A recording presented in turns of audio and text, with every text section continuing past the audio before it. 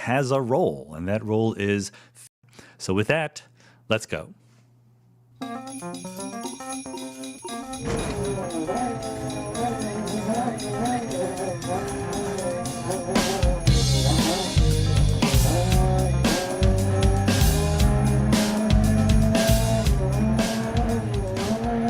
Those of you who have listened for a long time know that I'm not somebody who thinks that science can answer every question. I love science, it's what I do, it's very, very important, but science has a role, and that role is figuring out what happens in the universe, what the universe is made out of, how that stuff behaves, how it interacts, how it changes. In other words, the role of science is descriptive rather than prescriptive. The role of science is not to say what should happen, it's to say what does happen. Nevertheless, even when we're talking about an extremely philosophical topic, like why does life have meaning and what is that meaning, it's my predilection. I cannot possibly stop from first thinking about the science behind it. In this case, if you're going to say, what is the meaning of life, then you can sort of equivocate a little bit about the meaning of the word meaning. And rather than talking about meaningfulness in life, we should perhaps start by talking about the meaning of the word life, the definition. What is it that we mean when we say the word life? And one of the great things about this topic is because it's so broad-ranging, I'm going to get a chance to remember a whole bunch of things that we've said in previous podcast episodes with previous guests. So we've talked about the meaning of the word life in a context of life on other planets a little bit. We talked about it with Kate Adamala, with Sarah Marty Walker, with Kevin Hand, all of whom were thinking about exobiology and life on other planets. But we sort of skipped by the details of that discussion. We brought it onto the table, thought about it a little bit, and moved on. We haven't had a focused discussion on really what we should mean by the word life. When does something in the universe qualify as being alive versus not being alive? So I mentioned that because it will be a future podcast episode. I think that's an important thing to focus in on, so we'll be talking about that. But for today, we're not going to necessarily need the once and for all meaning of the word life. What we're going to need is some properties, okay? Some aspects, some features of life that will be relevant to this question of what is the meaning with a capital M of our individual lives. So I'm not going to, there's a lot of background here, okay? It's going to matter a lot, for example, whether the person asking this question is religious or not, in principle. And I do not want to spend time justifying my personal beliefs about religion and otherwise. I think that's a thing worth doing, but not in this particular episode of this podcast. So rather, I will just be telling you what they are so that you know what my commitments are, as they say in philosophy circles. They are to what you might call naturalism, in particular physicalism. That is to say, there is only one world, the natural world. People sometimes think that it's hard to define naturalism because, what do you mean? How would you know if something was supernatural, non-natural, or not? I don't think that's something that's difficult to define about naturalism. I think what was actually difficult to define is supernaturalism. When would you know that something did not fit into the natural order of things? But that's okay. Again, I'm not trying to, find the once and for all definitions. I just want to tell you where I am coming from. And so my version of naturalism is physicalism, by which I mean there is only the physical world at ground.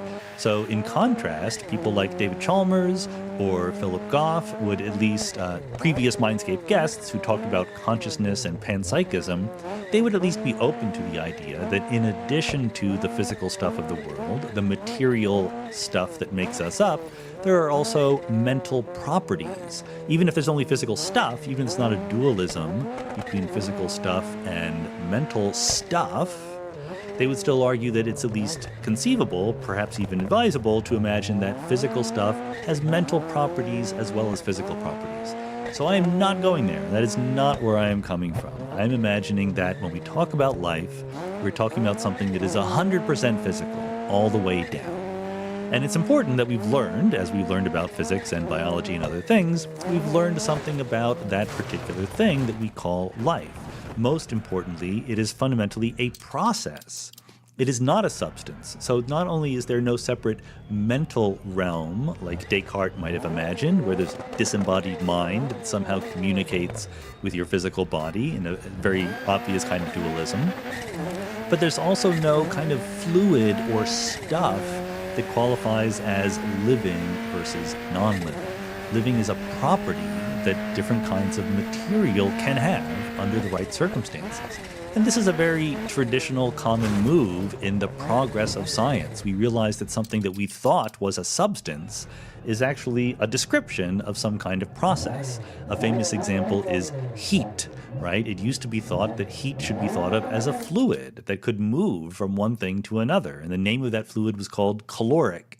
And this makes perfect sense in a lot of ways. If you take two blocks of metal, one is hot, one is cold, and you put them in contact with each other so they're touching, they equilibrate. The hot one becomes a little cooler, the cool one becomes a little warmer, and what it is exactly like is the flow of a fluid from the hot thing to the cool thing. It's like if you have two tubs of water and you connect them by a little tube, they will reach an equilibration where both of the tubs have the same level in between, right? So it's not crazy or obviously wrong to think of something like heat as a substance, but then you do the science, you learn what it's actually made of, you realize that all of this stuff is made of atoms, and the atoms have little jiggly motions that you can't keep track of, and what you mean by heat is the average thermal energy in those jiggly motions. So it's a description of what is going on in the actual stuff, but the actual stuff are the atoms. It's not a separate thing that is the heat.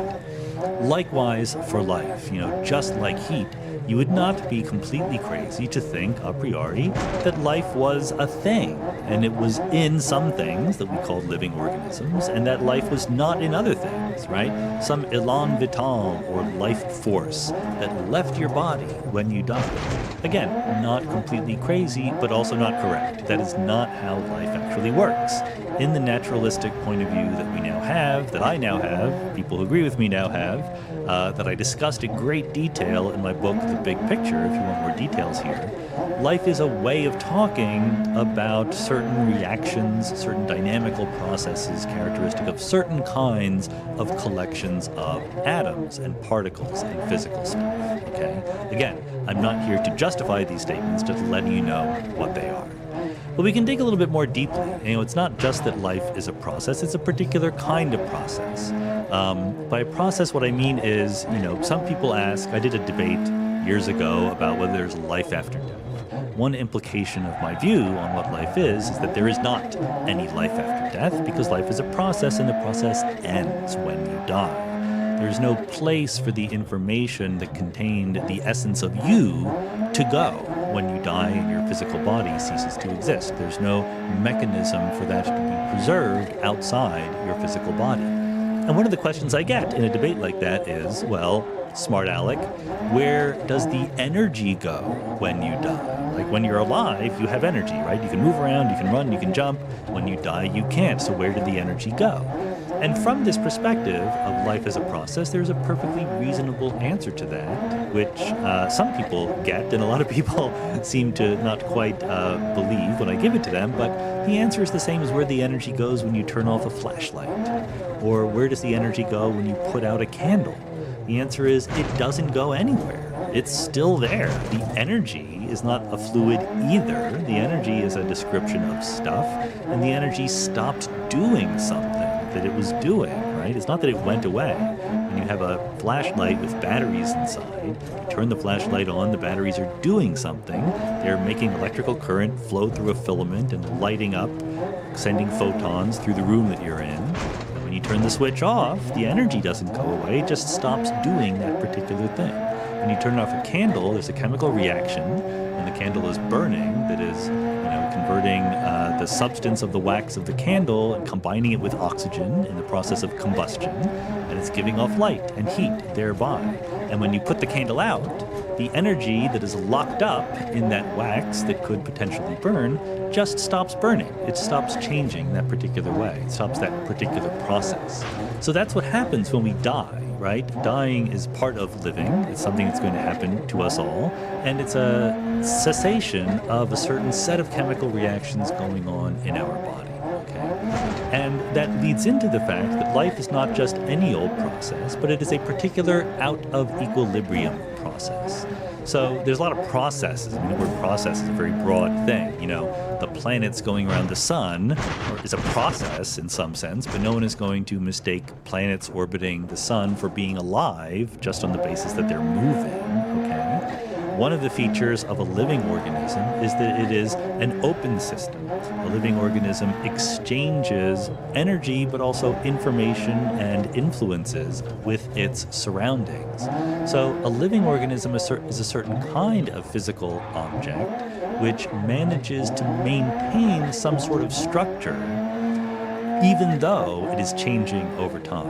And there's different kinds of change in a living being, right? I mean, it can change just by walking around and moving. Some of us can anyway, like a tree maybe isn't very good at that, but living beings can grow. Some of them, individual cells maybe don't grow very much, but multicellular organisms certainly do.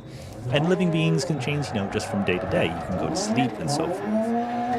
That's a certain kind of change, but it's a very specific kind of change. It's not simply motion, it's kind of a maintenance of a structure over time that would not necessarily have been maintained under ordinary circumstances.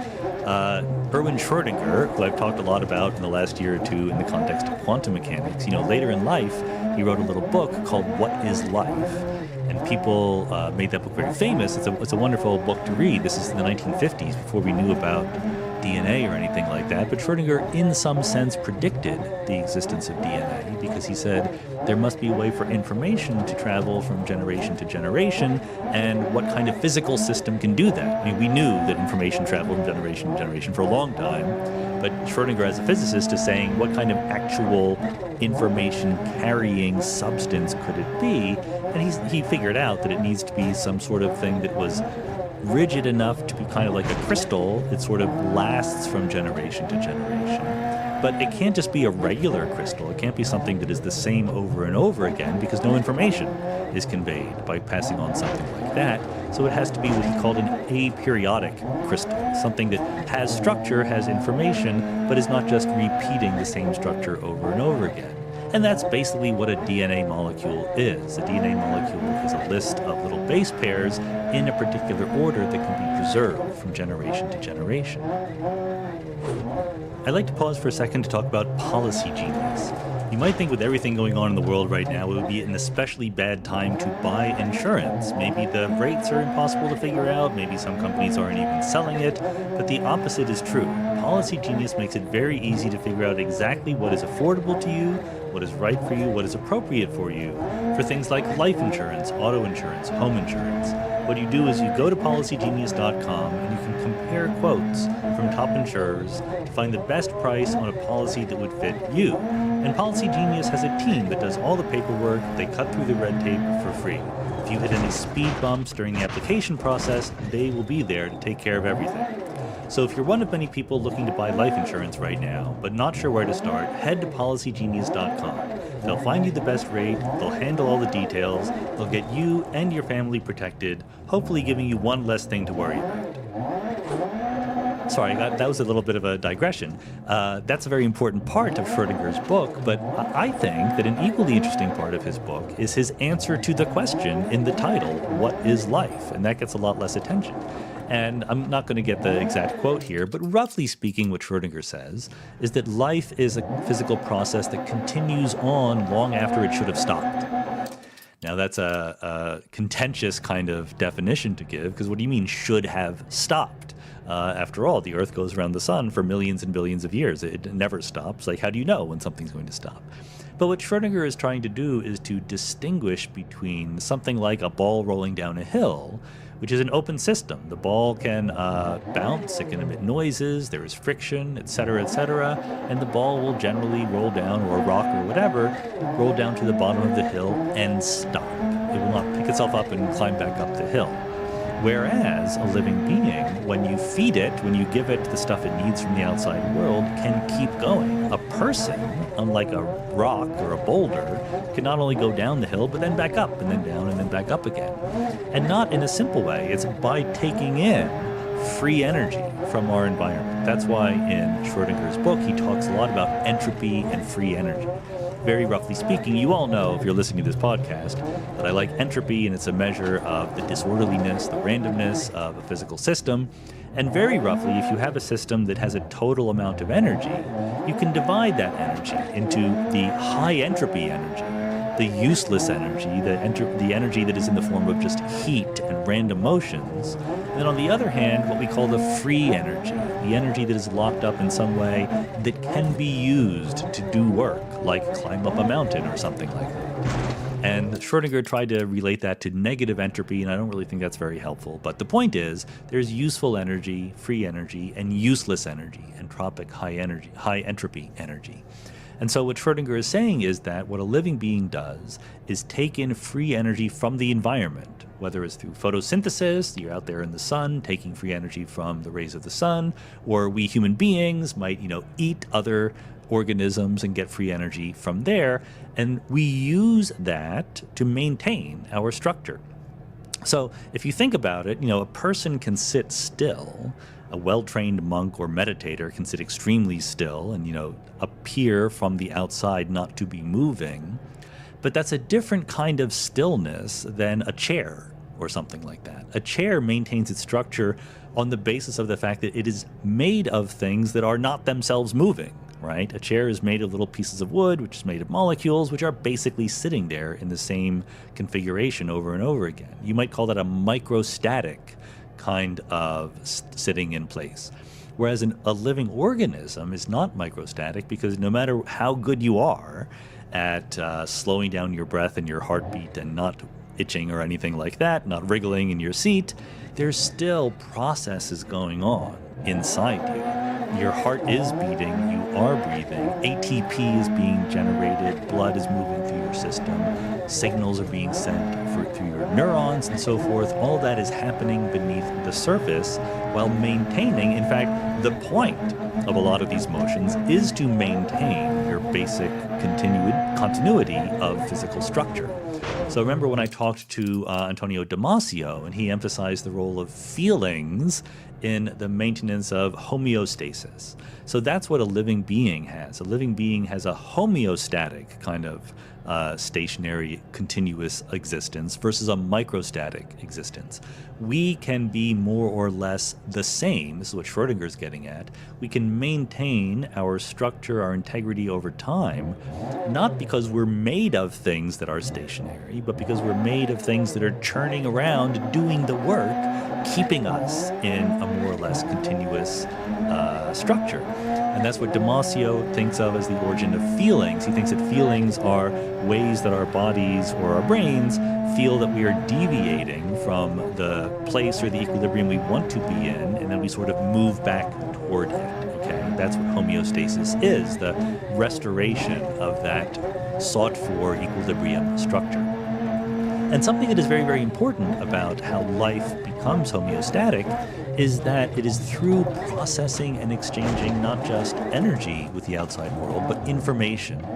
So a classic example of a homeostatic system is a thermostat. Okay, you put a thermostat on your wall, you set it, and you say, keep it between 71 degrees and 72 degrees Fahrenheit, for example. Okay, and that's a very simple, straightforward thing. There's a very not very complicated mechanical gizmo inside that will adjust the heat or the cooling to keep you at the same temperature, and that's homeostasis.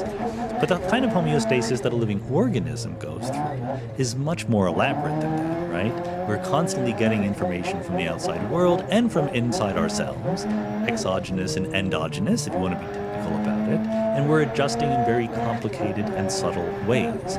Not only are we just immediately regulating the temperature of our bodies, but we're also thinking, and we are reacting in potentially complicated ways to the world around us, okay? So I'm building all this up because I want to emphasize that part of being a living being is this maintenance of a structure over time through processes, through things changing, and part of that is thinking and reacting to the world in ways that involve the exchange of information, learning about the world, contemplating the world. Simple organisms will do this in extremely simple and perhaps trivial ways. More elaborate organisms will do this in much more elaborate ways. And at the end, it ends. This is a feature of life that I already mentioned. One feature of life is that it is temporary, okay? We're all going to die. I had a podcast about this too with Megan Rosenblum about the death positive movement, facing up to the fact that one day we are all going to die.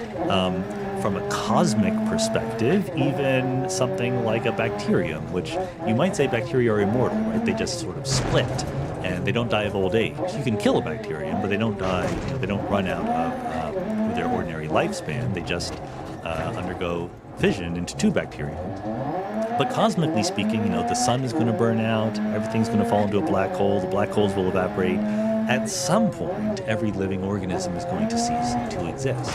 So whatever the meaning of life is, it can't involve a search for permanence in any real way, because you can't achieve permanence in life.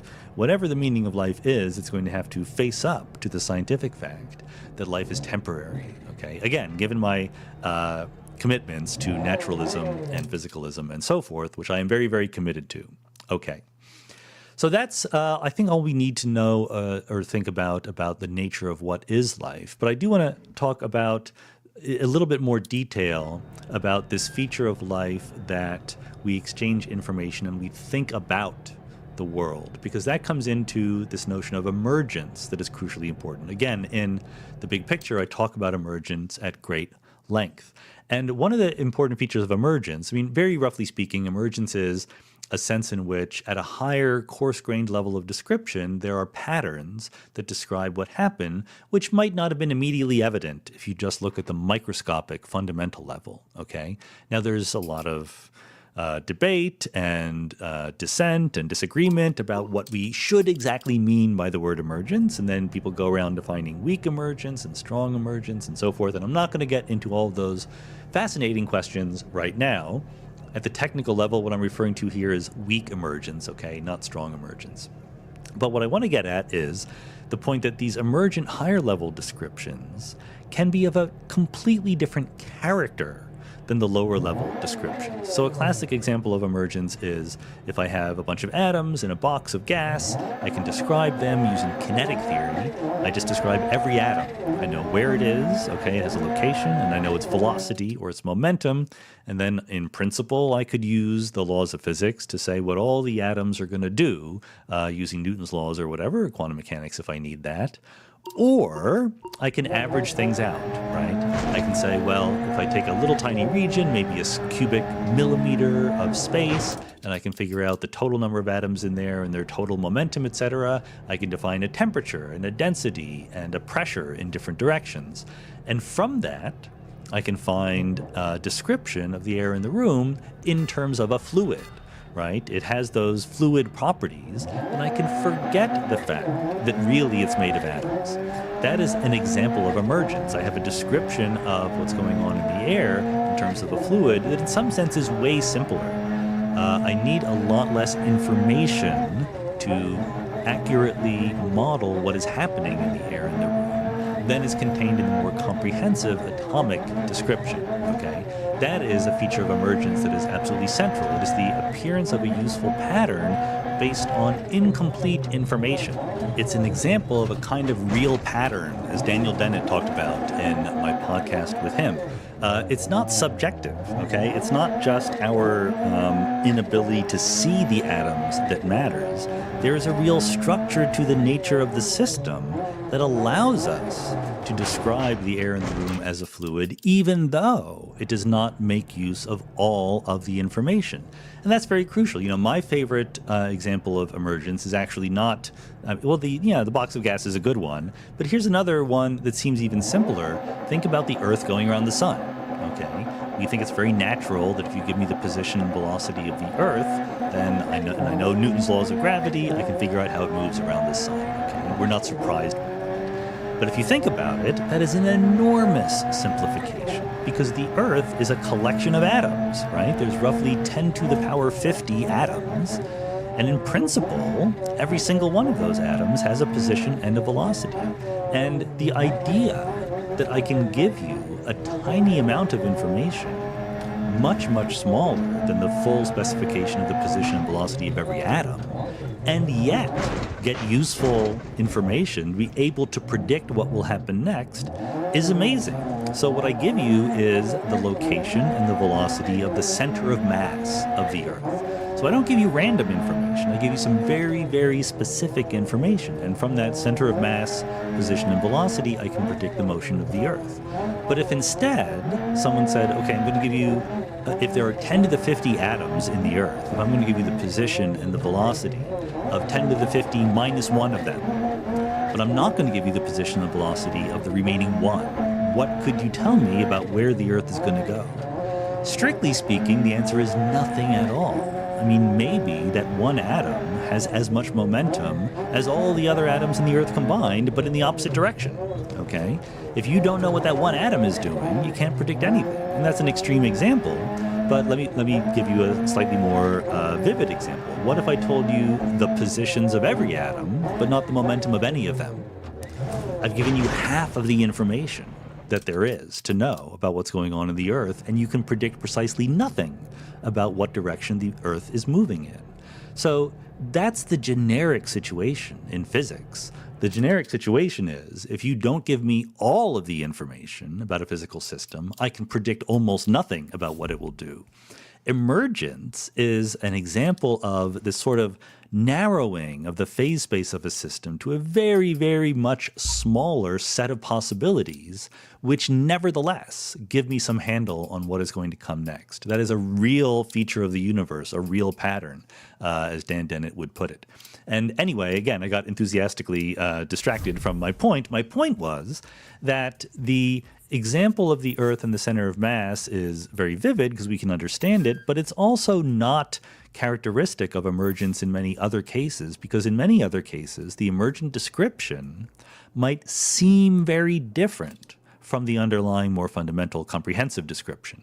In the case of the Earth, the description is the same. For the individual atoms, you would give me positions and velocities, or for the Earth's center of mass, you would give me the position and the velocity. But in the box of gas example, the description is a little bit different, right? Instead of giving me positions and velocities, you give me fluid descriptions, temperature, pressure, density, etc. That seems a little bit different, but maybe it doesn't seem as different as it could be. The point is that in a world where you're trying to describe emergent properties of open systems, the emergent description that you have might be different in kind, might be an entirely different kind of description than what you have at the lower level. And in particular, what I want to emphasize is that the fundamental laws of physics, as we understand them, are moment to moment. They are Laplacian in the sense of Pierre-Simon Laplace and Laplace's demon, right? If you tell me everything about the world right now, I can tell you the next moment and the previous moment using the laws of physics. So the laws of physics, as we currently understand them at the fundamental level, are not teleological. Systems do not reach back into the past or predict into the future very, very far in order to figure out what to do next. Systems are not oriented towards goals according to our best fundamental physics that we have today. And why I'm saying this is because, wait for it, the emergent description of subsystems of the universe might very well be teleological. There's no reason why not, okay? Just because the underlying description is not teleological, it's just moment to moment, that doesn't mean that our best description, our most compressed, most successful real pattern that we identify is necessarily equally moment to moment. It might very well seem teleological. That is allowed by the fact that we do not live in equilibrium, okay? We have an arrow of time. We live in a universe where there is a difference between the past and the future, ultimately arising because entropy is increasing. Stop me if you've heard this before. Entropy used to be very low in the past, it will be higher in the future, it is changing, and that gradient, that change in entropy over time, allows for the existence of real emergent patterns that treat the past and future very differently. There's no obstacle to that in principle, and we're allowed to ask then, does it happen in practice? So in particular, I want to suggest that even things like purposes can emerge at the higher level of description. And I'm really going to, do a very slapdash job of defending this. This is a controversial idea in the philosophy of science in general, or metaphysics, or whatever you want to call it. But I'm on the side that says that things like purposes and goals can be emergent phenomena. Now, I should sit back a little bit and think about the fact that there are different things that you might mean when you say the word purpose. One use of the word purpose is sort of the use of something, right? Like, what is the purpose of this hammer? It is to hammer nails into the wall. Even if it's purely biological, what is the purpose of the long neck that a giraffe has? Is it because it wants to reach, it enables the giraffe to reach food up there high in the trees? Or is it because giraffes of the opposite gender find the long neck very sexy and are more likely to reproduce with you, or anything like that? I talk a little bit with Neil Shubin on the podcast about the pressures that evolution does and does not give you for different things. And there you could have an attitude that would argue that the vocabulary of purposes is just inappropriate when you talk about the length of the giraffe's neck. You could say, look, what I'm keeping track of, or what I should keep track of, is the genome of the giraffe, right? The genetic information contained in the giraffe's DNA. And that is going to be passed on from generation to generation. And some of it will be passed on, and some of it is less likely to be passed on. And through various kinds of pressures, the kinds of genomes that got passed on gave giraffes longer and longer necks over time. And there, I've described what happened, and I never used the word, the purpose of the neck. Or the phrase, the purpose of the neck is to help the giraffe reach leaves high on the trees. My point is that you can talk that way, but I can also talk in the language of purposes at the emergent level. I can simultaneously believe that there are no purposes to electrons or protons and neutrons simply obeying the standard model of particle physics, and that there is a purpose to a hammer or to the neck of a giraffe. One simple way of saying it is, of course, there are purposes in nature, because I'm in nature and I have purposes. I have reasons why that I would like to do things. So there's a difference with saying that something isn't part of the most fundamental, comprehensive description and saying something doesn't exist at all. But when we're talking about the meaning of life, remember that is where we eventually want to get here. When we talk about meaning in that sense, the word meaning and the word purpose are often conflated. And in fact, they are very similar to each other, right? They're related. They're not completely independent. But the meaning of life does not come from a purpose in the sense of something that is being used for some purpose that would be or could be true if you were not a naturalist but a theist, right? If you thought that God or some other higher being created the universe and created human beings for some purpose, then that purpose could be inherited by us human beings. That would be perfectly okay. That is not something that I'm going to help myself to. So therefore, the idea of a purpose as a use imposed from the outside is not going to be relevant to my conception of what the meaning of life is. But there's another idea of what you might mean by the word purpose, which is simply a goal, right? My purpose in doing this is to reach this target in the future, okay? What I care about is achieving a certain kind of thing, so that's my purpose. I'm doing this in order to achieve a certain kind of thing. And here I think this is a relevant conception to when we think about life in the real world, even as physicalists. Again, the example, I think I gave this example in the big picture. I've used this example otherwise, but think of a cat chasing a mouse, okay? There's two different ways, there's many different ways, but let's consider two different ways of describing what is going on. One way of describing what's going on is to give all of the microscopic information about the cat and the mouse and their environment, right? All of what their cells are doing, all the signals being sent from neurons, the pumping of their heart and so forth. An enormous amount of information in terms of which, presumably, you could very accurately predict what's going to happen next. Or you can just say, the cat is trying to chase the mouse. The cat has a goal. The cat has a goal, which is to catch the mouse. Now, that might not be able to give you quite as reliable, rigorous, careful, predictive capacity, but you get a lot for very little information. This is exactly that kind of emergence that we're talking about. Whenever you can describe something with some usefulness, some amount of real information, predictive power, for example, attached to your description, that requires a lot less input than the microscopic information about the system we're talking about, then you have emergence. So if you have an efficient description, then to people like me or to people like Dan Dennett, you call that a real thing. It really exists. Maybe it only exists at the emergent level, but it's nevertheless real. It's not an illusion. So to the extent that a cat has the goal of catching the mouse, goals are real. Purposes in that sense are real things. It's not something that is okay to talk about. And, to be fair, there are layers here. There's a spectrum of complexity when we talk about goals and how they emerge, as it were. So a bacterium, there's a famous fact about bacteria is that if you put it in a petri dish with a gradient of nutrients, so there's more nutrients on one side of the dish than on the other side of the dish, the bacterium can figure that out. The bacterium can move itself in the direction of the higher concentration of nutrients, okay? In some sense, that is operating toward a goal, right? The bacterium would like to be happy and in the region of the petri dish that has more nutrients.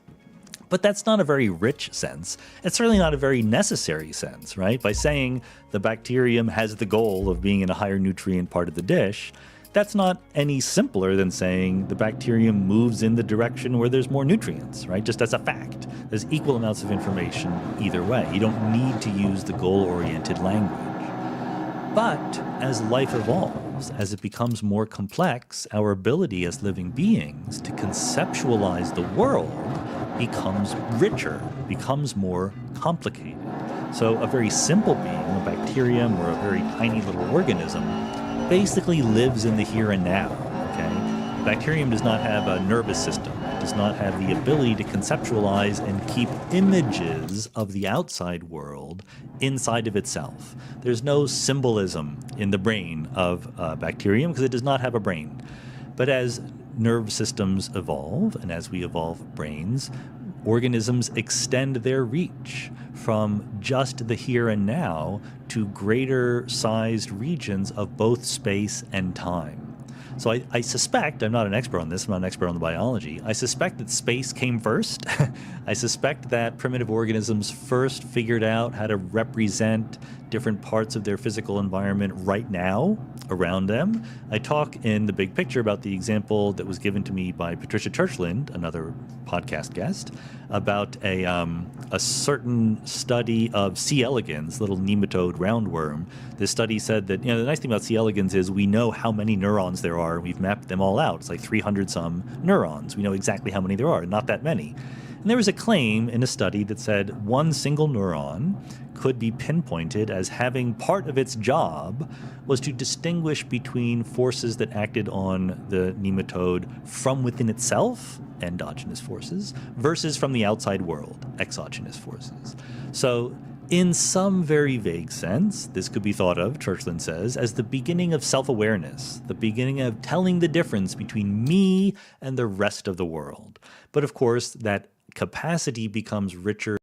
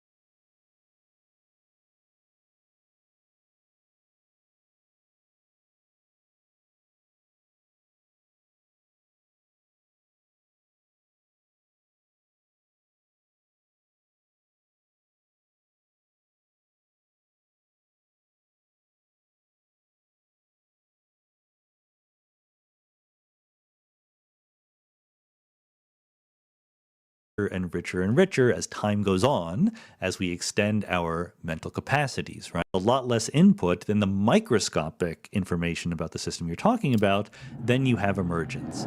So if you have an efficient description, then to people like me or to people like Dan Dennett, you call that a real thing. It really exists. And maybe it only exists at the emergent level, but it's nevertheless real. It is not an illusion. So to the extent that a cat has the goal of catching the mouse, goals are real. Purposes in that sense are real things. It's not something that is okay to talk about. And, to be fair, there are layers here. There's a spectrum of complexity when we talk about goals and how they emerge, as it were. So a bacterium, there's a famous fact about bacteria is that if you put it in a petri dish with a gradient of nutrients, so there's more nutrients on one side of the dish than on the other side of the dish, the bacterium can figure that out. The bacterium can move itself in the direction of the higher concentration of nutrients, okay? In some sense, that is operating toward a goal, right? The bacterium would like to be happy and in the region of the petri dish that has more nutrients. But that's not a very rich sense. It's certainly not a very necessary sense, right? By saying the bacterium has the goal of being in a higher nutrient part of the dish, that's not any simpler than saying the bacterium moves in the direction where there's more nutrients, right? Just as a fact. There's equal amounts of information either way. You don't need to use the goal-oriented language. But as life evolves, as it becomes more complex, our ability as living beings to conceptualize the world becomes richer, becomes more complicated. So a very simple being, a bacterium or a very tiny little organism, basically lives in the here and now, okay? Bacterium does not have a nervous system. It does not have the ability to conceptualize and keep images of the outside world inside of itself. There's no symbolism in the brain of bacterium because it does not have a brain. But as nerve systems evolve, and as we evolve brains, organisms extend their reach from just the here and now to greater sized regions of both space and time. So I suspect, I'm not an expert on this, I'm not an expert on biology, I suspect that space came first I suspect that primitive organisms first figured out how to represent different parts of their physical environment right now around them. I talk in the big picture about the example that was given to me by Patricia Churchland, another podcast guest, about a certain study of C. elegans, little nematode roundworm. This study said that, the nice thing about C. elegans is we know how many neurons there are. We've mapped them all out. It's like 300 some neurons. We know exactly how many there are, not that many. And there was a claim in a study that said one single neuron could be pinpointed as having part of its job was to distinguish between forces that acted on the nematode from within itself, endogenous forces, versus from the outside world, exogenous forces. So, in some very vague sense, this could be thought of, Churchland says, as the beginning of self-awareness, the beginning of telling the difference between me and the rest of the world. But of course, that capacity becomes richer and richer and richer as time goes on, as we extend our mental capacities, right? And time in particular is something that really becomes very useful when we learn how to not just think of the present moment, but to think about other moments in time. The concept of mental time travel, not physically traveling to other moments in time, but remembering the past and imagining the future. This is something I've talked about in different ways on several different episodes of the podcast. With Janan Ismail, with Lori Paul, we talked about, how our self-conceptions are bound to different ways of thinking about the past and future. Remember the one I had early on with Malcolm McIver, who studies how fish climbed up onto land and started looking around. And McIver makes the point that you can, at least to some extent, and this is always going to be messy biology, right? It's never nearly as clear and precise as physics, but to the extent that you can make these statements, McIver wants to argue that fish climbing onto land was in some sense the birth of imagination. Because what he says is if you're a fish under the water, you can't see very far in front of you. You can see a few meters. That's the attenuation length of light traveling through water. And you're moving at meters per second. So you have all of the evolutionary pressure on you is to make a very quick decision when you see something. You don't have a lot of time to contemplate alternative possibilities. Whereas when you climb onto land, and now the attenuation of length of light is basically infinite, you can see for kilometers in front of you, now there's a new option that your brain has, which is to contemplate different future possibilities. So I believe it is true that evolutionarily, we first evolved the capability to remember things, okay? There's a part of our brain that becomes devoted to memory, to storing information about our past experiences. And when it becomes useful to hypothetically imagine future possibilities, we basically repurpose that part of the brain to also be a little stage on which we can put a play and we can imagine different scenarios. This is what you might think of as the birth of imagination. The first time when a living being can really think about the space of all possibilities. And so that's what opens up the possibility to us of an emergent description of living beings as ones that have goals, because they can contemplate future possibilities. That's a much richer thing than a little bacterium is doing. It's not just that we're responding to the pressures or the incentives of the instantaneous moment and point in space, but we're contemplating a much richer environment of possible things to do, and we're thinking about them. So there's also the importance of cognition coming in here, not just responding instinctively or subconsciously, but thinking about things rationally and reflectively. That goes hand in hand with the importance of imagination in the space of possibilities. Now, you might remember I had a podcast with Carl Friston, who advocates this idea of the free energy principle in the context of Bayesian models of the brain. And what Friston wants to argue is that what our brain tries to do is to come up with a model of the world that minimizes surprise, okay? That we want to sort of be surprised as little as possible. Now, and this is a tricky thing, and I think that people have trouble both on the formal level understanding what's going on there, but also they have difficulty in buying it because they say, look, plenty of times I do things that do not minimize my surprise, like, I watch movies that I don't know what's going to happen next. Spoiler alerts are bad. Spoilers are bad. I do not want to minimize my surprise. I want to be surprised sometimes. And Friston's response to that is, well, sure, but in a simple organism, it would just try to minimize surprise. surprise. In a more complex organism, because of this mental time travel capacity, what you might want to do is minimize your net surprise over the future, okay? You might want to anticipate the fact that surprising things are going to happen to you and therefore introduce surprise to yourself so you're ready to deal with it. Now, I think I like that answer a little bit. It's not quite sufficient to me, and I'm not going to blame Carl Friston. It might be that I just didn't understand what he was trying to say, but it would still be true that you could just lock yourself in a dark room and sit there not doing anything, and you would never be surprised. The problem is not that you're imagining a future in which you might be surprised. The problem is that you would die if you just locked yourself in a room. And I'm sure that Carl Friston knows this perfectly well, but I didn't get quite around to asking about it. The point is that we don't simply try to minimize surprise. That can't be it full stop, right?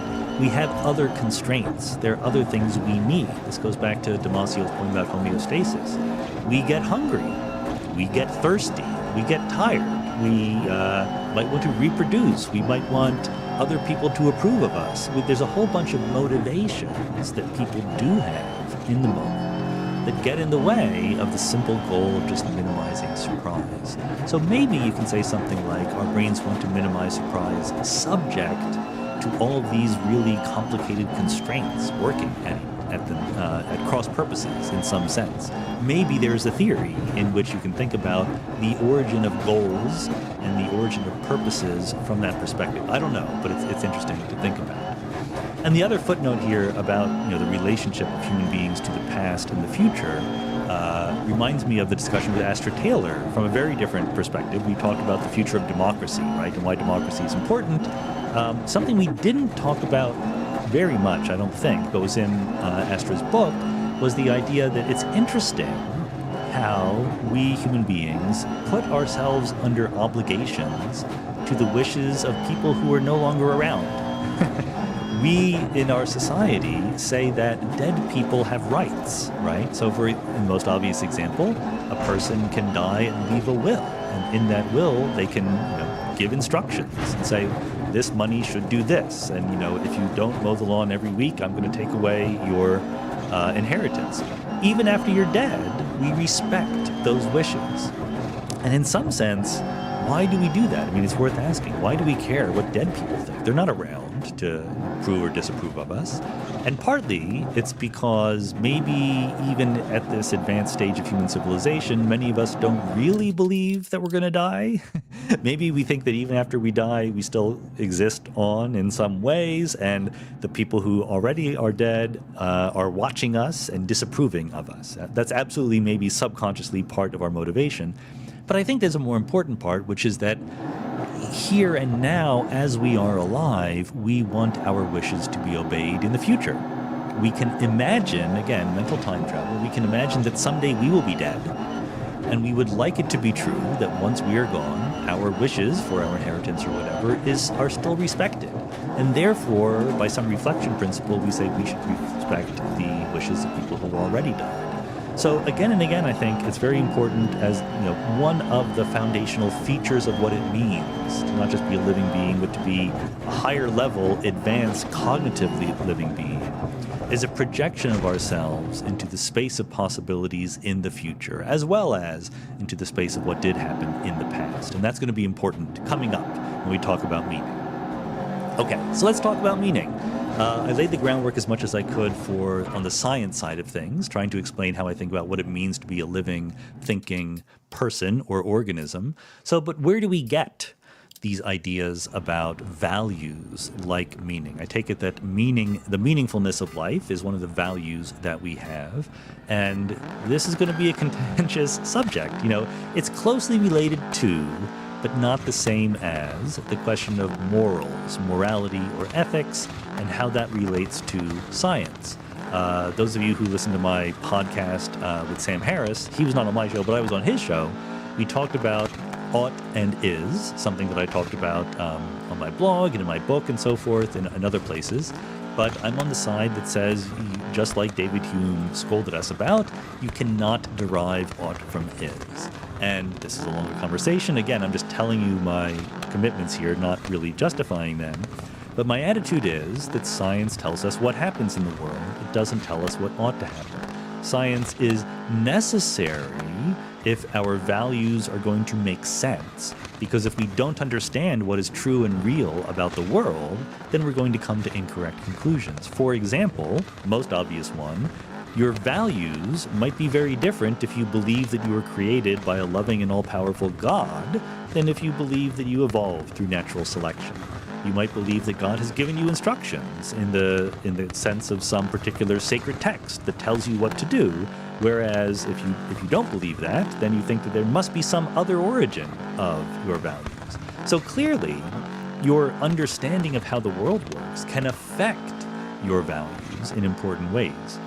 All I want to say is, if you're a naturalist, they do not determine your values. You can't just say, well, this is how the world is, therefore this is how it should be. That is just a non sequitur. It is just a violation of the rules of logic, okay? So what that means is that if you live in a world where there's an objective reality out there, I talked with Liam Kofi-Bright about what that means for there to be an objective reality out there and how to get it, but that objective reality doesn't give us instructions. It does not tell us what is right and what is wrong. It does not tell us what the meaning of our lives is. The other thing I want to emphasize, besides the fact that we're not going to derive meaningfulness from science any more than we're going to derive morality from science, is that that doesn't mean we can't talk about it. What it means is that there is no objective grounding to our meaningfulness of life, just as there is no objective grounding to our morals, but that doesn't mean that they don't exist. We can subjectively construct meaning just as we can construct morals. There's a difference between being subjective and being arbitrary, right? I mean, I give many different examples here, usually in terms of something like basketball, because I like watching basketball and playing basketball. There are rules that we invent in basketball. You know, there's a three-point line, you can't double dribble, you can't foul, all these things. We certainly made these rules up. These rules are not out there to be found in the fundamental laws of physics. We could have made up other rules. Indeed, we're constantly tweaking the rules a little bit. But it would be entirely wrong-headed to say that therefore the rules are completely arbitrary. Some rules for a game like basketball or chess or whatever you want to contemplate are better than others. And the reason why they're better is because they fulfill some purpose, some goal better than others. When we play basketball, we have various goals. We want to have fun, we want to make it an exciting game, and so forth. It's exactly the same for morals or for meaning. We have goals. We have emergent things that we would like to have happen. And from those, we can go to construct rules of moral philosophy or meaning in life. So, in some sense, the morality example is a good one, even though it's different than meaning.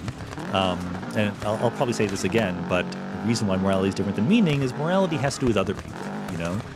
Morality is how we treat others, how we want to be treated, whereas meaning, in some sense, is more singular. It's more for us. What is the meaning of our life? It can be related to other people. Clearly, other people can be important in it. But if you were on a desert island, when you were literally the only person who existed, it would be hard to talk about morality, but it would still be very straightforward to talk about meaningfulness. You could do more or less meaningful things even if you were alone. So they're not exactly the same thing.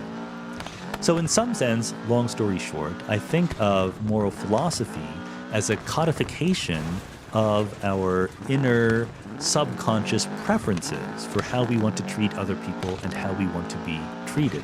So even though I'm not a moral realist, I do not think that moral structures are out there to be found in nature that are completely objective and foundational, I do think that there is work to be done under the rubric of moral philosophy, namely taking our inner preferences, the various inclinations and intuitions we have that come from a variety of places. They might come from our biology, they might come from our upbringing, they might come from our cognition, thinking about them, and bringing all of these preferences to light, to the clear light of reason, so that we can think about them, okay? The job of moral philosophy is to turn our inner impulses into a system that makes sense, rather than just this and that impulse, which we sort of reach for. Oh, I like this better, I don't like that better. Let's think about it. Let's ask ourselves, what is it that we like better? How do we want to be treated by others? Let's ask other people how they want to be treated. Let's talk to them. Let's get their opinions. And let's figure out what moral system we should construct. I think in this process, and by the way, whether or not you think that that is what should happen, whether or not you think that, in other words, morality is constructed rather than objective, it's hard to deny that that is what actually happens. What actually happens in the world is that people contemplate what they want to be the case, and they talk to other people, and then they try to figure out a system to live by. So admitting that that's what happens is not the end of the world. It's not anything goes or anything like that. The good news is that individual people have largely overlapping preferences for how they want to act and be treated. Not 100%, so there will be disagreements. And there will also be, as Sharon Street puts it, there can be a morally coherent Caligula. There can be a person who just has moral impulses for which the rest of us are horrified by them and just will never agree with them. And the point is that you can't argue with them that they are wrong on the basis of logic or science or reason, okay? What you can do is put them in jail, or you can stop them from causing harm in some way or another. And again, that is what we actually do. So the fact that people who have different moral systems than us are not making logical or reasoning mistakes doesn't mean that there's no hope for having moral conversations. And I think the other thing I wanted to say about that is, when we do this process of moral philosophy, when we go from admitting that we have certain preferences for how we want to act and be treated, to trying to make it into a system that is logical and internally coherent, it's easy to oversimplify. There's a very easy mistake that can be made of the following form. My starting point is a set of moral preferences that are subconscious in some way, that are ingrained in who I am. I try to turn them into a logical, coherent system. And then I realize that the logical, coherent system I constructed suggests that certain things are moral that are completely at odds with the preferences I started with, right? So here's an example, and this is an intentionally contrived example, so don't complain that I'm not giving you a realistic example. Let's imagine you said something like the following: I like to be happy. I like other people to be happy. When I talk to them, they like to be happy, okay?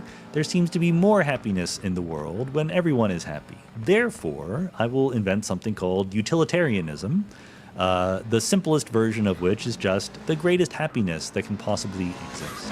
I will imagine that I can measure the amount of happiness in every individual person, and I will add up that happiness. Maybe I will call it utility. So it's not just happiness, but some higher level concept. But the point is, I add it up. Okay? Different people have different amounts of utility. I'm going to add it all up, and I seek to maximize utility. I seek to have the most utility, the greatest good for the greatest number. That's what I want to have. And that seems like a relatively plausible, it's a cartoon, a caricature. Sorry, utilitarians, I'm just using you as an example here. But it seems like, that's not a completely crazy version of reasoning from moral impulses to a system, right? But then someone says, okay, I have just realized that this particular person has a large number of healthy organs in them. They're a very healthy person. And I have 20 other people, all of whom have one or the other crucial bodily organ that is going to fail soon and they're going to die. So on the basis strictly of maximizing the happiness of the world, I should kill the person with healthy organs and give all their organs to 20 people and save their lives. And just so that they're not made sad by it, I will do it in secret, so the people who get the organs don't know that they caused another human life to disappear in order to save their lives. So now I've saved 20 lives at the cost of one. I've increased the utility of the world. Most of us would say, no, I don't want to do that.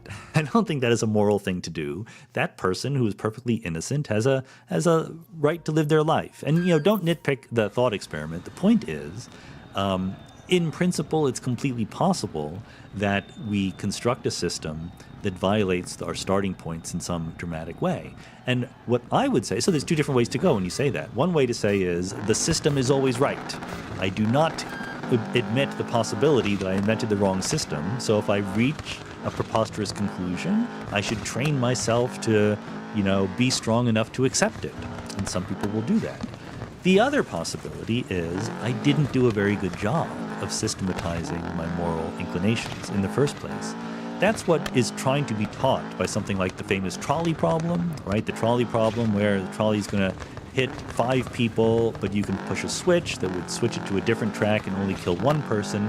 And the point is not there's an answer. The point is not that there is some correct thing that we can derive. Is it better to kill 5 people or 1 people?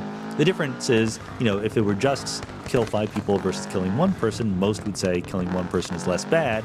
But the point is that you have to actively kill the 1 person. So there's complicated, more, elaborate versions of the trolley problem where you have to stop the trolley by pushing a person into the path of the trolley rather than just flipping the switch. And the point is that this trolley problem is trying to get at the fact that our moral inclinations come in different forms. Some forms are, more happiness all around is a good thing. But other forms are individuals have rights, right? Individuals shouldn't be sacrificed. That's where you get people like deontologists, like Immanuel Kant, who says you should treat people as ends, not means. And people have individual rights all by themselves that are not subservient to the common good. I am not here to actually adjudicate between these different preferences, these different systems of deontology, rules-based morality versus consequentialist versions of morality. What I'm trying to say here is it's okay. It's okay to have these competing impulses, and I think that the right thing to do is to resist the urge to oversimplify when we turn them into our systems. I do think that moral systems should be logical. I don't think they should be internally incoherent or self-contradictory, but they could be fuzzy. They could be like, I want to increase the greatest good for the greatest number most of the time, but I also want to protect some individual rights or obey some certain kinds of rules, and therefore, here are the guidelines that I figured out. Exactly because what we're doing is constructing our system. We start with values, but then we construct philosophical systems from them. We have to admit that the construction might be inherently fuzzy because our own understanding of our initial inclinations might itself be a little bit fuzzy. All of this will have implications for finally what we're getting to now, which is the role of meaning, the meaning of life. Why are we here? What are we doing about it? Why do our lives matter? Okay. Again, like I said before, related to questions of morality, but different. Also, by the way, different from happiness. You might just say, well, if morality is the greatest good for the greatest number, I want everyone to be happy. Maybe the meaning of my life is that I should be happy. This is a turn that many people have made in recent years, a more individualistic version of the meaning of life where they're trying to be happy themselves. And I don't like it. Well, I don't think it's meaning anyway. I think happiness is overrated. I think that happiness is a good thing, but I don't think it's a goal. I think that, there's not the point of life is to be happy then stay exactly that way. I think that that's a mistake.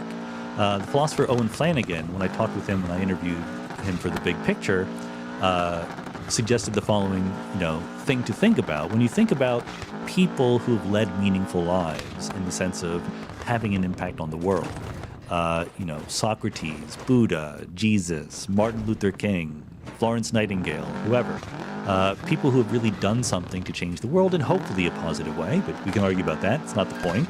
The point is, Flanagan says, when you think about these people as people, does the first thing that come to mind, is it that they were happy? Do you think about these people, they were happy all the time? That's what they achieved by, fighting against social injustice or something like that? I mean, maybe they were happy. It's completely possible that they were happy. I'm not saying they weren't, but I'm saying it wasn't the point. Even if they were unhappy, even if they really struggled inwardly, it would not be evidence that they did not have meaningful lives, that their lives didn't matter. Being happy is fine, but it's different. It's different than having meaning in your life. Likewise, meaning, like I said, is different than morality. I mean, morality is more about how we treat others, how we want to be treated by others. It's a social kind of phenomenon, whereas meaning, even if it's not just happiness, meaning is still individual. Again, it can be related to other people. You can find meaning in being a good person, in being moral, right? That can be the source of your meaning, but that's not what meaning is. You can also have sources of meaning that have nothing to do with other people. You can have your secret project that gives you great pleasure and gives meaningfulness to your life that no one else ever knows about. And so meaning is closer, but still not exactly the same as this idea of having a purpose or having a goal. I did the podcast with Scott Barry Kaufman about his updated view of Abraham Maslow's hierarchy of needs. And he wants to replace the pyramid, that is Maslow didn't ever draw the pyramid, but the usual popularization of Maslow's hierarchy is a pyramid. Scott wants to replace it with a sailboat, which I like because it goes back to that idea that life is a process, right? That life is constantly changing. In fact, but where I pushed him is that he thinks that sort of the culmination the culmination of the whole thing is transcendence. I'm not quite sure what that means. But in the actual sailboat, like the topmost piece was purpose, having a purpose. And I think that's a little bit, it's not quite on the nose. It's close, but it's not exactly what we're pointing at, because purpose has this connotation that we talked about of having a goal, right? I mean, I presume it's not purpose in the sense of being used for something. Like, we're not thinking of ourselves as hammers and screwdrivers. But I also don't think that having a goal is the most important point in life. Because the thing about goals is they can be achieved. You can get them, right? Like, my goal is to walk across the street. And I walk across the street and I've done it, you know? Meaning isn't fulfilled by some specific achievement. You know, again, achieving things can absolutely be part of how you find meaning in your life. But it's not what meaning is. It might be a driver, but it's not identical to it. Were I to write a book on psychology and the meaning of life, rather than a sailboat, I would pick a surfboard. I'm not even a surfer myself. I don't go surfing, but I think about, you know, life as a process, and this idea, this goes back to the happiness idea. You know, this idea that we find a perfect happy place and just stay there can't be the source of meaningfulness in our life. Life is a dynamic process, pushed or enabled, let's put it that way, by entropy increasing, and life is temporary.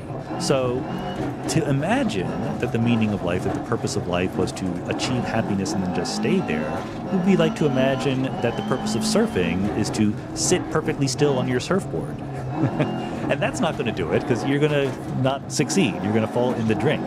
The story of surfing is making constant adjustments, being in constant communication with your surroundings and adjusting, trying to maintain that homeostasis, that upright stance, that success in surfing for just a little while. And you notice something else that tickles me about the surfing analogy is that it's motion. I mean, you move when you're on the surfboard. Like, it's not fulfilling if you just take your surfboard out there into perfectly calm water and sit there. That does not fulfill your goals in surfing. But it's also not a matter of getting anywhere.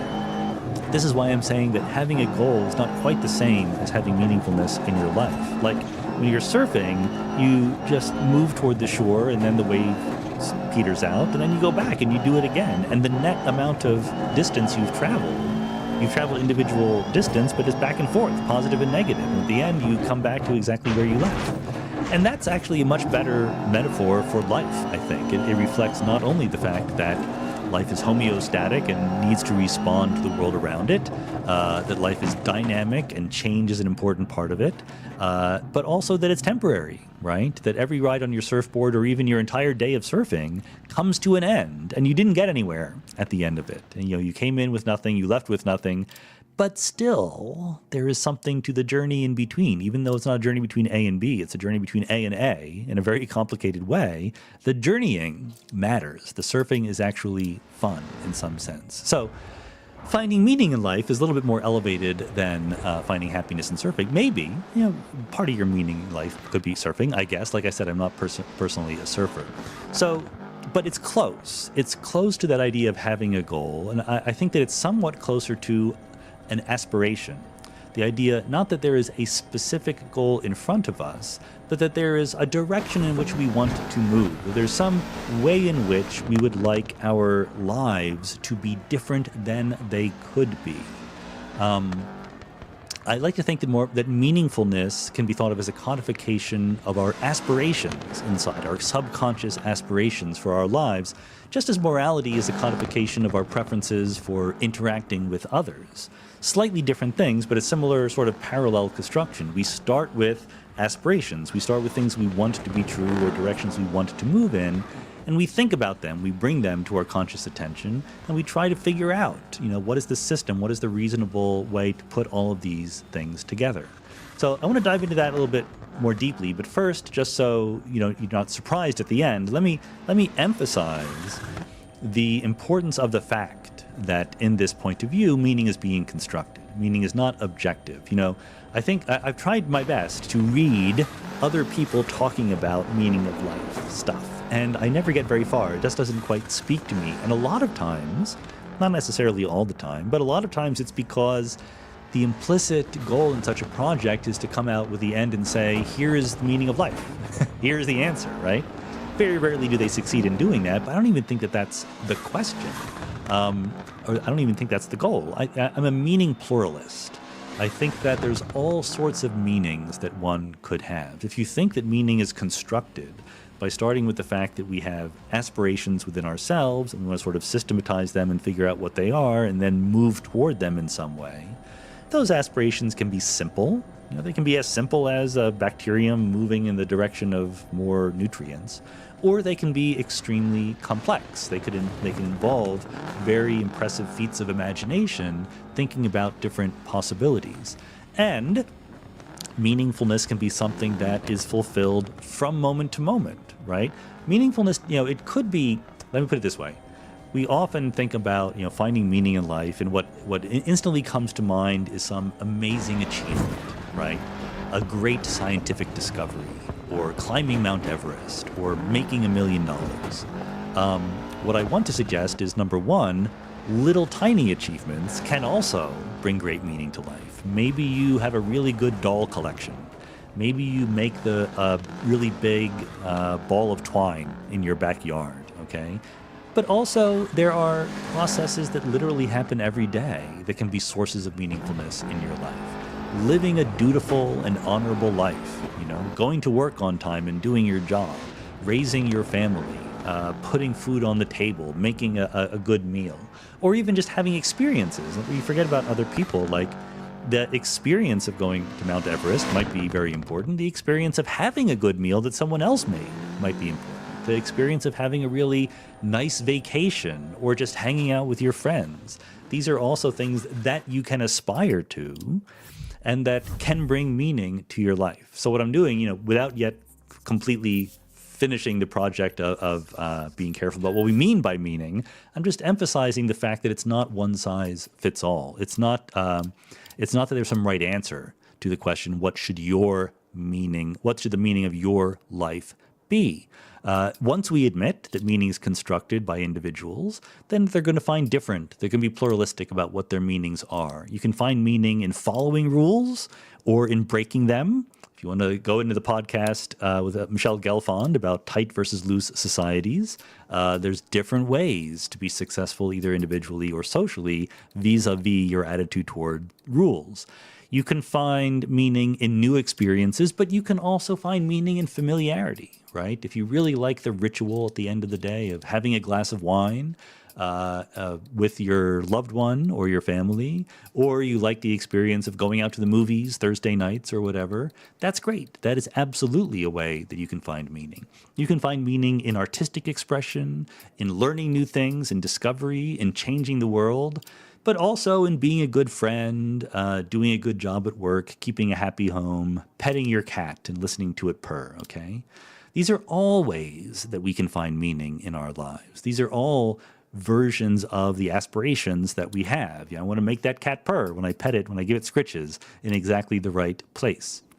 And finally, it's not necessarily in comparison with others. Even if you think of yourself having aspirations, that you want to achieve something in some way, it's not that you want to achieve something that is better than anyone else. Again, it might be. Maybe you want to have the biggest ball of twine in the backyard of anyone in your state. Good for you. Very few people find meaning in having sort of a mediocre, medium-sized ball of twine. But that's not the only thing it could be. It's really, what I want to suggest is that it's much more a comparison with yourself than with others. There's two important things. What I want to suggest, without saying here's the correct meaning to have in your life, I want to suggest that two things are very important to it. First, I think that it needs to be conscious or self-aware.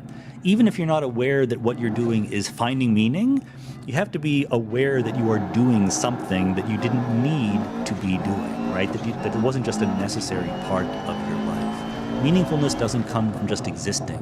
Meaningfulness does not come from just surviving from day to day, waking up in the morning. Look, surviving day to day can be hard.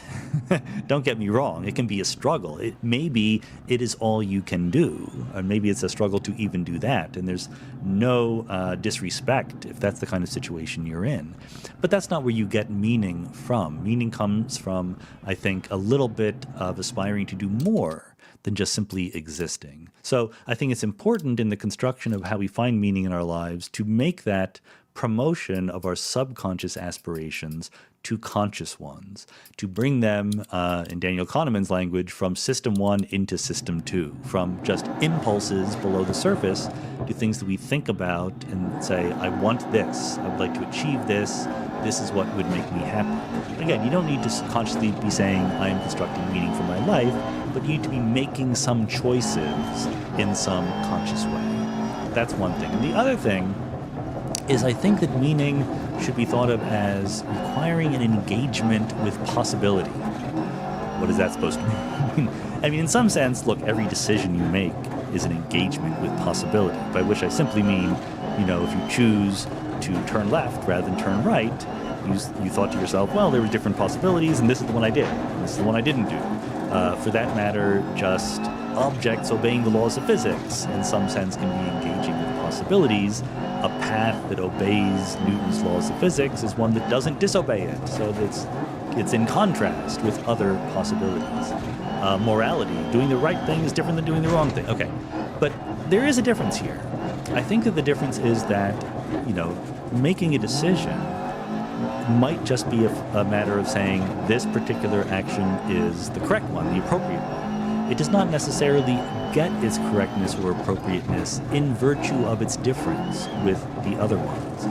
The path that the planets obey around the sun obeys Newton's laws of physics. Once you know that the path is the one that obeys the laws of physics, you don't need to know anything about the other paths. There are things you could say about them, but you don't need to know them. The point of the path that you take is not that you didn't take these other paths. The point of doing a moral action it's not made moral by the existence of immoral acts, right? Whereas, I think that meaning is different. Meaning is about bringing into existence something that wouldn't otherwise or naturally have been there. Something that gains value exactly in virtue of its comparison to other possibilities. Bacteria don't have a meaning of life, but a human being who can say, well, I could do this, or I could do this other thing, and if I didn't do anything, this third thing would probably come true. And making conscious cognitive choices about which to do, that is what I would say is the origin of meaning, whatever that meaning might be. Again, it might just be a mode of existence, right? If you say, well, I get meaning from being a dutiful soldier, well, that's something that you don't have to do. I mean, there's going to be difficulties, right? There's going to be obstacles to being dutiful. There's going to be temptations to not being dutiful. You can get meaning out of life by being a devoted spouse, right? By not cheating on your loved one. There could be temptations that you overcome. There's all sorts of ways in which you can bring something into existence that wouldn't otherwise or naturally have been there. It could be that you create a great work of art, great scientific discovery, or you build a company and make $1 million, or you construct a monument. It could be that you have an experience or an adventure or simply a life well lived. But these are all things that you get credit for by making choices that brought them into existence. The key to me, in my mind, you can disagree, but the key in my mind to meaningfulness is the ability to be able to say, were it not for the choices I made, that would not have been. There's an option, there's some sort of intentional cognitive deviation from the easiest, most readily, naturally available path. That's where I think meaning comes from in some sense. Now, the ways in which you are going to deviate from the easiest possible path are up to you, are going to be different. And maybe, I'm being I really think that it is a mistake. There's always a mistake people make in this. I'm sure that I make it also, but to sort of project my favorite things to do and say that they're universal and everyone else should do them, right? I mean, academics do this all the time. Academics, when we talk about a meaningful life, academics are people who like thinking about things and reading books and writing and creating works of prose and literature. And so very often that's what academics say is that the place to get a meaningful life from reading and learning and discovering. And those are perfectly good ways to get meaning in life from, but they're not the only way. So I want to try to avoid them. Nevertheless, the one tiny sort of non-trivial substantive thing I will say is that if what I'm saying is correct, that meaning is necessarily conscious and self-aware, and that it results from an engagement with possibilities, from a comparison with what you did do with what you didn't do, then there's certainly a sense in which harder aspirations lead to more meaningful lives, right? Doing something that is a little bit more of a deviation from the easiest possible path leads to more of a sense of accomplishment, leads to a more meaningfulness.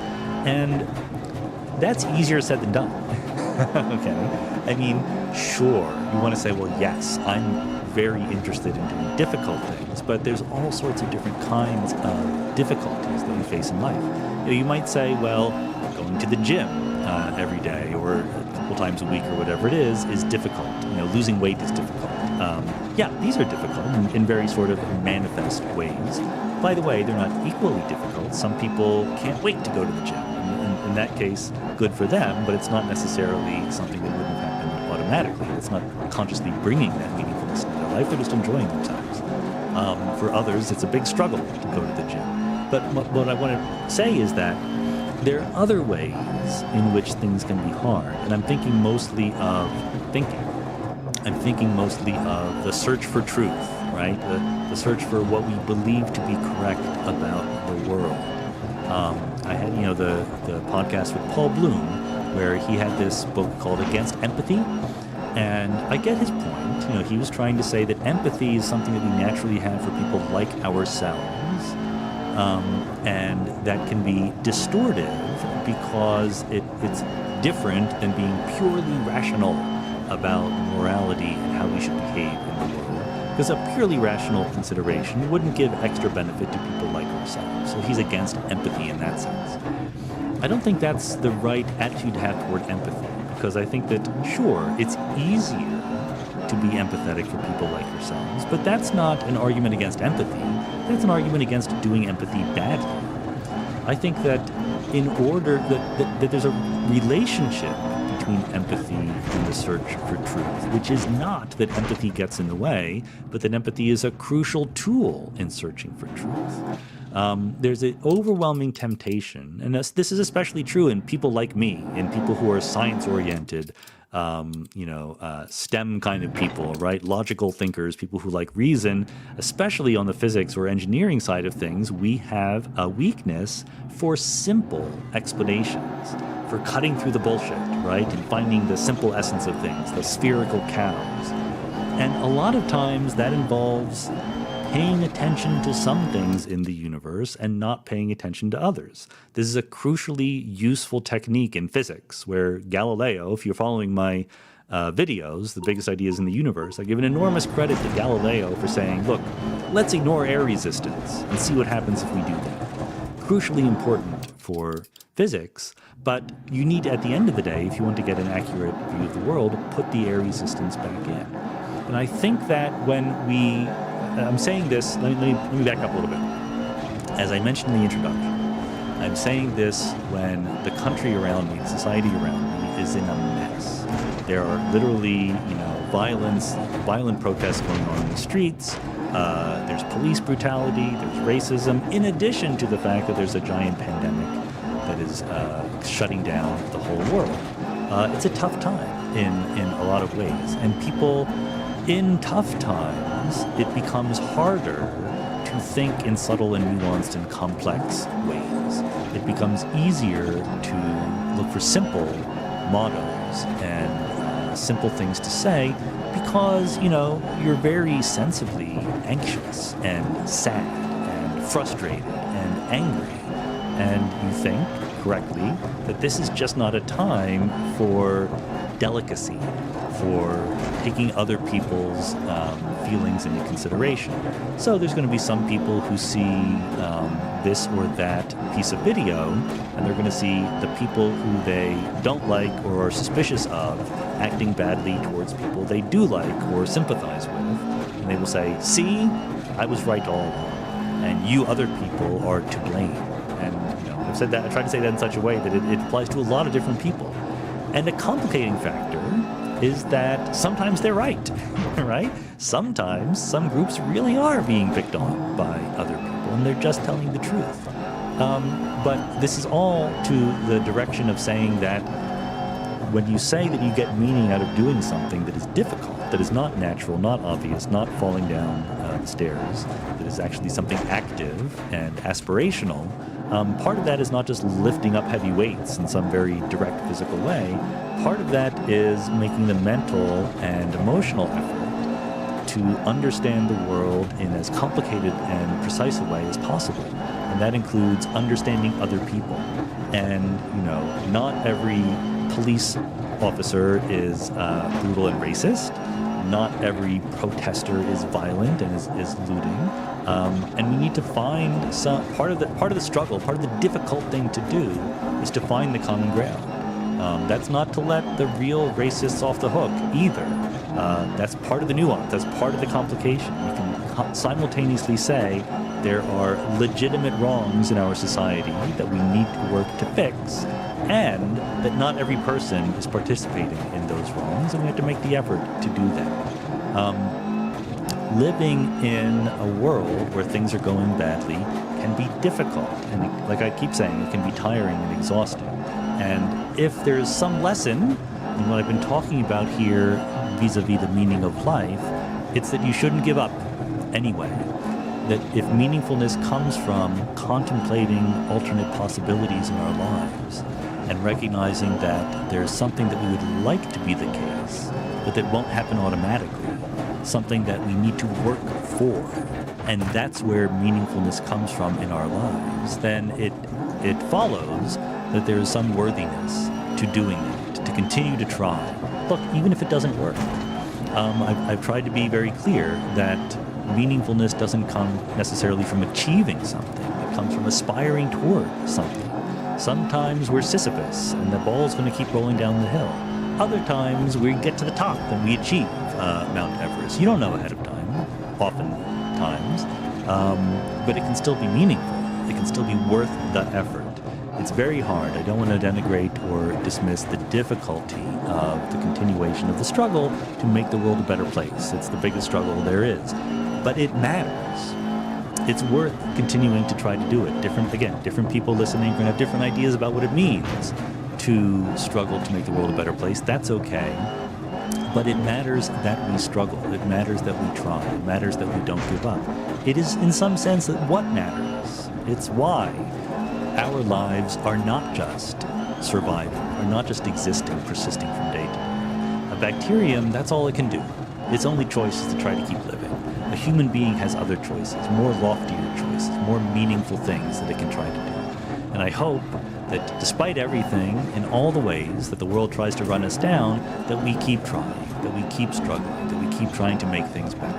I think there's plenty of evidence that we are. I see plenty of, even as depressing as it is to open up Twitter and look at what's going on, I see plenty of evidence of people doing inspirational things, in addition to all the bad things. There's a lot of good things going on out there. There's a lot of room for more.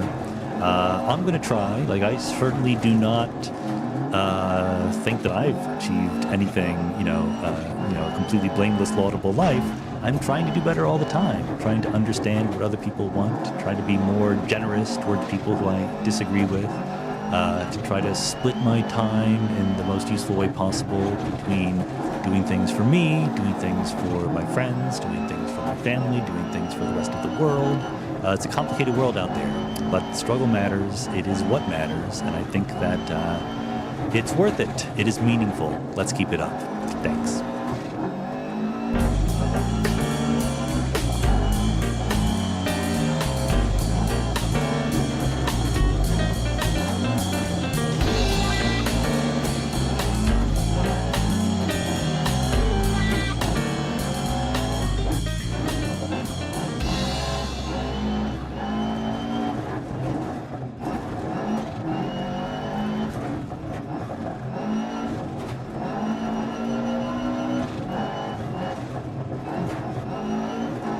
Hi, I'm Jana Levin. I'm an astrophysicist, and I've been asked to explain gravity in 5 levels of increasing complexity. Gravity seems so familiar and so everyday, and yet it's this incredibly esoteric, abstract subject that has shaped the way we view the universe on the largest scales, has given us the strangest phenomena in the universe like black holes, that has changed the way we look at the entirety of physics. It's really been a revolution because of gravity. Are you interested in science? Yes. Yes, you are? Yes. Do you know what gravity is? It's something that, so right now, we would be floating if there was no gravity, but since there's gravity, we're sitting right down on these chairs. That's pretty good. So gravity wants to attract us to the Earth, and the Earth to us. But the Earth is so much bigger that even though we're actually pulling the Earth a little bit to us, you don't notice it so much. You know, the moon pulls on the Earth a little bit. Just like with the ocean tides. Exactly. Well, the moon is such a big body compared to anything else very nearby that it has the larger effect pulling the water of the Earth. But more than the moon, think about the sun pulling on the Earth. We orbit the whole sun just the way the Earth pulls on the moon and causes the moon to orbit us. All of those things are acting on you and me right now. If gravity was too strong, would we be able to get up? That's such a good question. No. We actually couldn't. The moon gravity is weaker, can almost float between footsteps if you look at the astronauts on the moon. Yeah. On the Earth, it's harder because it's bigger. If you go to a bigger, heavier planet, Science has a role, and that role is figuring out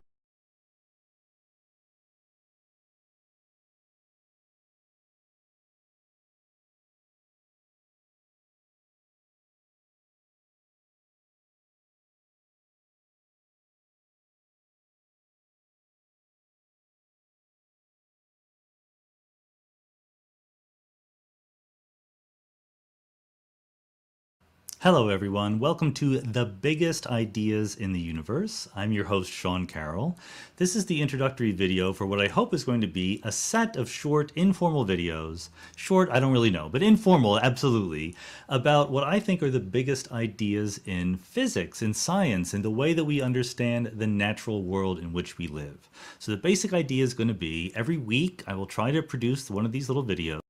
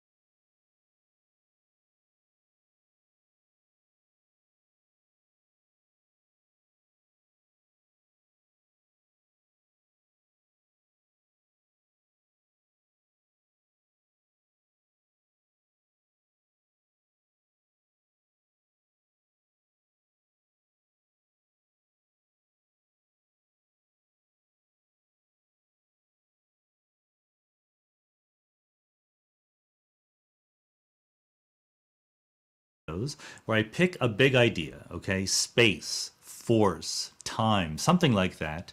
And I talk about it in a way that hopefully is absolutely accessible to everybody. There's no prerequisites involved or anything like that.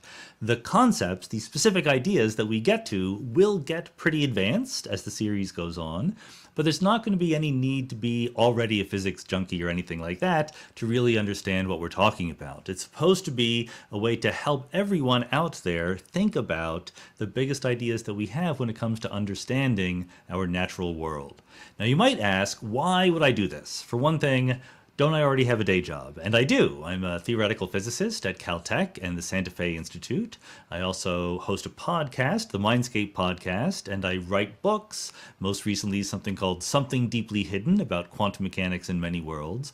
So I have a lot going on, but there's something new that has come in right now, of course, depending on when you are watching this. You are either well aware or may not know that we're in the early stages of the coronavirus or COVID-19 pandemic worldwide. It is right now March 19th, 2020.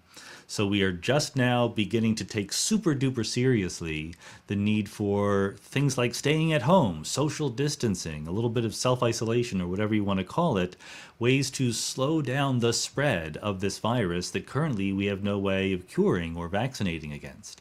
So this is a spooky, surreal thing for a lot of people, myself included. Probably less so for someone like me who very often works at home and whose work is sort of inward focused from the start.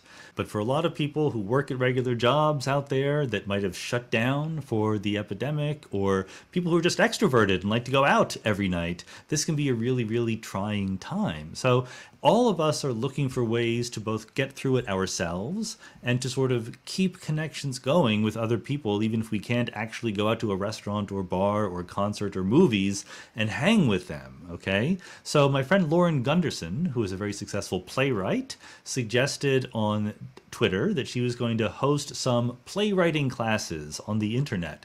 And I thought that was a wonderful idea, so I tried to think about what I could do that would sort of share some knowledge that I have in a way that would be interesting to people. Now, I don't have any knowledge that is in any way helpful to fighting pandemics, okay? The kinds of physics I do are not the kinds that help you understand how viruses spread or anything like that, so I'm not going to be talking about that. I'm not going to pretend that my knowledge is in any way relevant to that. So after this introductory video, there's not going to be any more mentions of COVID-19, coronavirus, pandemics, anything like that.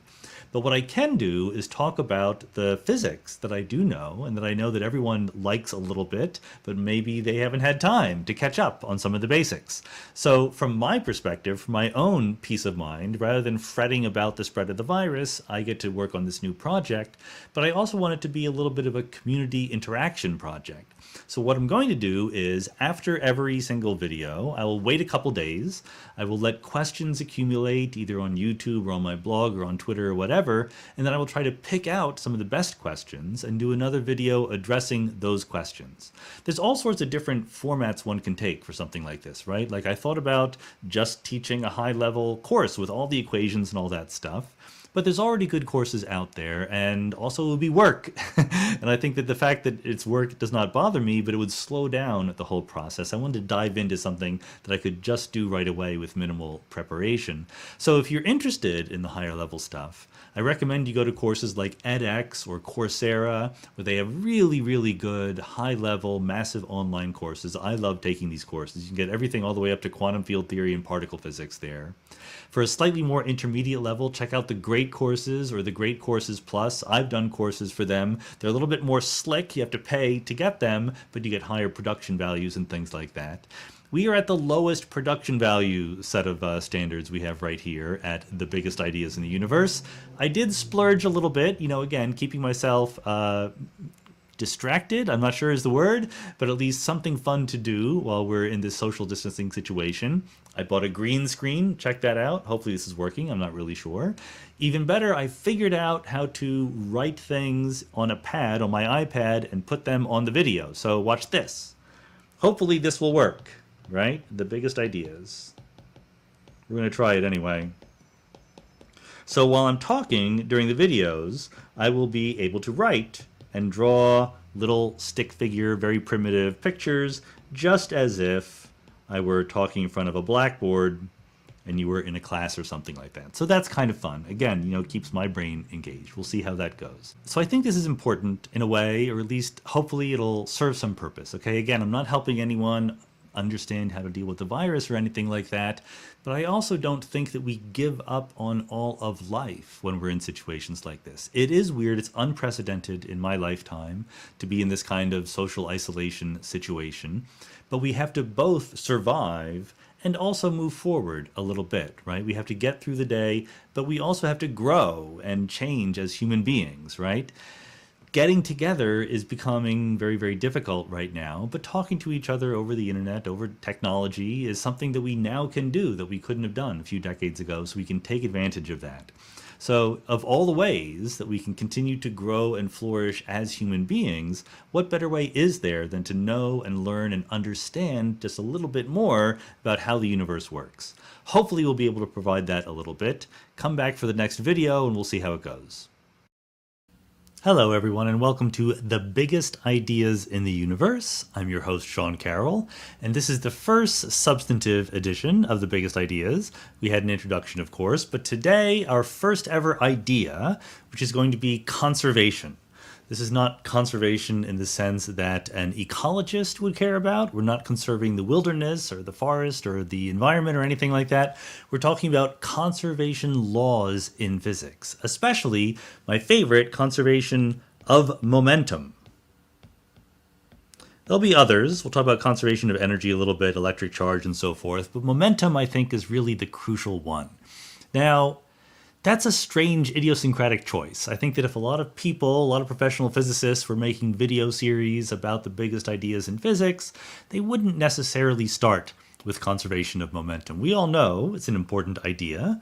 If you took physics in high school or college, you probably did little problems where balls bumped into each other and you had to solve for their motion using conservation of momentum. But I want to go a little bit further than that. I want to think that the idea of conservation of momentum really was the transition from pre-modern to modern physics, where I'm putting that transition around the time of Galileo and Newton, not, quantum mechanics and relativity, but what we now think of as physics really came to be only once we understood conservation of momentum. That's a kind of a grandiose claim, so I want to have to back it up a little bit, but it gives us an inroad into what physics actually is. So to do this, to make this claim, we're going to have to do a little bit of history, and I'll be honest, physicists are not very good at doing history. We have stories that we tell each other about this or that anecdote in the history of physics, but sometimes, maybe more often than not, those anecdotes are not 100% accurate. Certainly they don't convey all the nuances of what was really going on. And I'm not any different. I'm not claiming in any way to be a true historian of science. But I haven't been able to find really very much about the true history of conservation of momentum. I think if you believe the case I'm going to make here, you will agree with me that it is absolutely crucial to what physics is as we currently practice it. So this is a great project out there for somebody, for some historian of science to really trace through the history of conservation of momentum. What I'm going to do is more the standard physicist thing of telling a few individual stories, pretending that they fit together to form a rational, complete whole.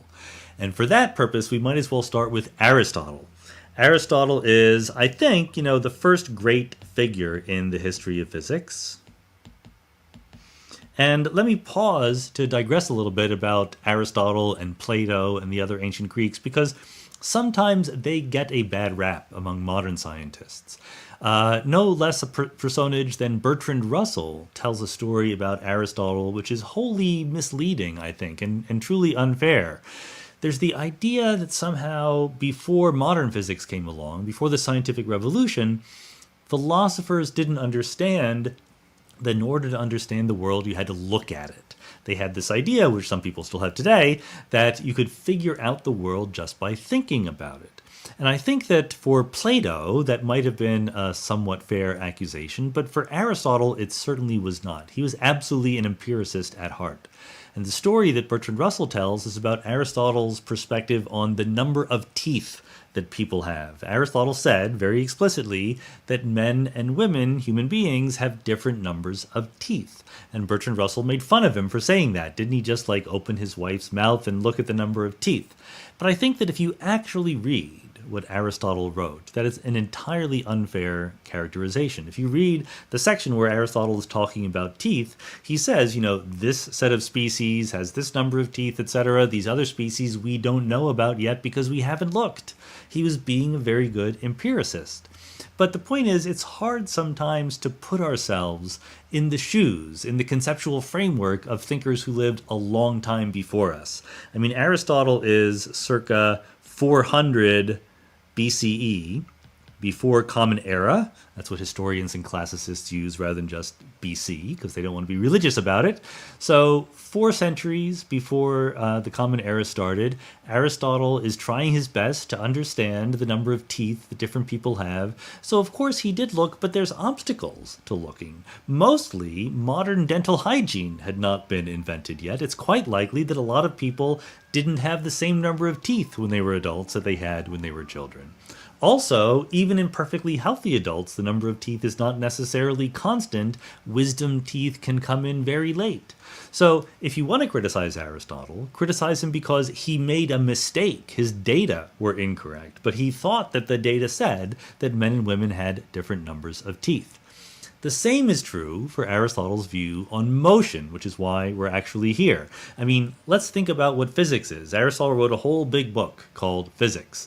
And what physics is has not changed that much since Aristotle's time. It's the study of the stuff of which the universe is made and how that stuff changes, how it transforms, how it interacts. When time passes, what happens to that stuff in the universe. That's basically what physics is. These days, we have a much more nuanced and technical notion of what stuff is and what changes, etc., but the goal is basically the same. So when Aristotle was trying to understand change and motion, he would look at the world, right? And so let me draw a little picture of the world. This is the surface of the Earth, and here's a box on the surface of the Earth, okay? Aristotle looks at a box like that. I could have drawn a rock, but I'm not very good at drawing the same rock more than once. So here's a box. Aristotle sees it. It's just sitting there. The box isn't doing anything. It's not moving. And if you let it to its own devices, it would not spontaneously start moving. But you could start it moving by pushing it. So if a person comes along and pushes the box, then you can get some motion in the direction of the push. But then Aristotle goes on to also notice, if you stopped pushing it, so the person lets the box go, guess what? The box comes to rest again. And he sees things like this happen in many, many different contexts. Remember, ancient Greece, they didn't know about the periodic table or modern material science, so they spoke a language of earth, wind, fire, and water. And Aristotle says things that have a lot of fire in them naturally go up. Things that have a lot of earth in them naturally go down. And this is a clue to how Aristotle thought about things, not just the direction in which they move, but the idea that there were natures. There was something that was kind of like a purpose or a want or a desire on the part of these objects. There was a state of being that they found most comfortable, and they settled into them and stayed there. So as you probably know, Aristotle actually took this logic and built it up to a proof for the existence of God. He said, look, in order to get things to move, you need something to move them. You need something to push them. And whatever that thing pushing is, needs something to make it move, something to move it, to push it. And you're not allowed, says Aristotle, to have this chain of movers go back infinitely far. Therefore, there must be an initial unmoved mover, which he identified with God. Now you can quibble with this argument in all sorts of directions. For example, why not have an infinite chain of movers? But today we have another much more important, much more profound objection to Aristotle's argument. And in this lecture, this little story that I'm telling you is not about God, it's about how we think about how the world works. A shift from a story of natures and purposes to one of patterns and, in fact, equations that tell you how the world moves. So the next guy on the scene in my story, I'm skipping over some stories, is Ibn Sina.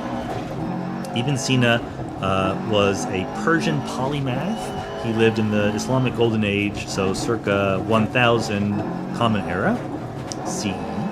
And so he's a very annoying person if you're a theoretical physicist. Ibn Sina, his name is often Latinized to Avicenna, so you might know him under that rubric. So mostly what Ibn Sina did for a living was he was a doctor, and he was a scholar, and so he studied health and biology and physiology and things like that. He wrote prolifically about these subjects, but he would also do physics sort of in his spare time, right, on weekends and at night. And in doing physics, he managed to come up with this wonderful principle that we now know as conservation of momentum. That's a little bit unfair. That's giving Ibn Sina a little bit too much credit, because conservation of momentum in the modern sense of things is something very specific and mathematical and quantitative. He didn't have equations for it. But what he did was, he looked back at one of the issues that Aristotle had. So Aristotle knew that there were examples, because he was an empiricist, he did observe things. He knew that we all know of examples where things don't seem to come to a halt, at least very quickly. So consider an arrow flying through the air. It was a warlike time back then. People knew about arrows flying through the air. So here's an arrow flying through the air. And you can shoot the arrow and it can go a long way before stopping. It will go up and down, but its horizontal speed doesn't seem to change that much, in apparent contradiction to Aristotle's idea that something won't move unless there's something else moving it. So Aristotle came up with a complicated story according to which the air in front of the arrow was displaced by the arrow moving into it, and then that air moved around to the back and exerted a force, as we would now say. It pushed the arrow. So the arrow wanted to slow down, but the air behind it kept pushing it. Whereas the box on the ground does not move around and keep pushing it. This is Aristotle's explanation for why the arrow can go a long way. Now, it's not a very good explanation. I think probably Aristotle himself was a little wary of pushing this too hard. Ibn Sina didn't fall for it. He's like, no, that's not what would happen. What he said instead is that without air resistance, if you could imagine something that was moving in the vacuum, when there's no stuff there to slow it down, motion continues at a constant velocity. That was Ibn Sina's insight. Now, again, I'm not a super expert on the history here, so what I believe is true from my meager reading is that Ibn Sina was not making this argument in order to say, therefore the natural state of things is to keep moving at a constant velocity.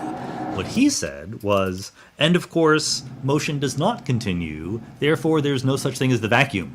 He was trying to argue against the existence of what we would now call empty space. Of course, these days we know we have a very good approximation to the vacuum. We even have spaceships like Voyager over here that fly through the vacuum more or less at a constant velocity. Not exactly, because there's outgassing, they're still in the gravitational field of the sun and other things in the galaxy, but more or less constant velocity through the vacuum is actually what happens.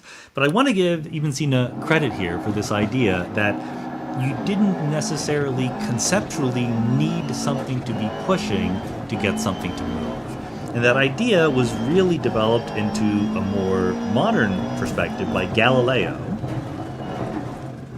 circa 1600.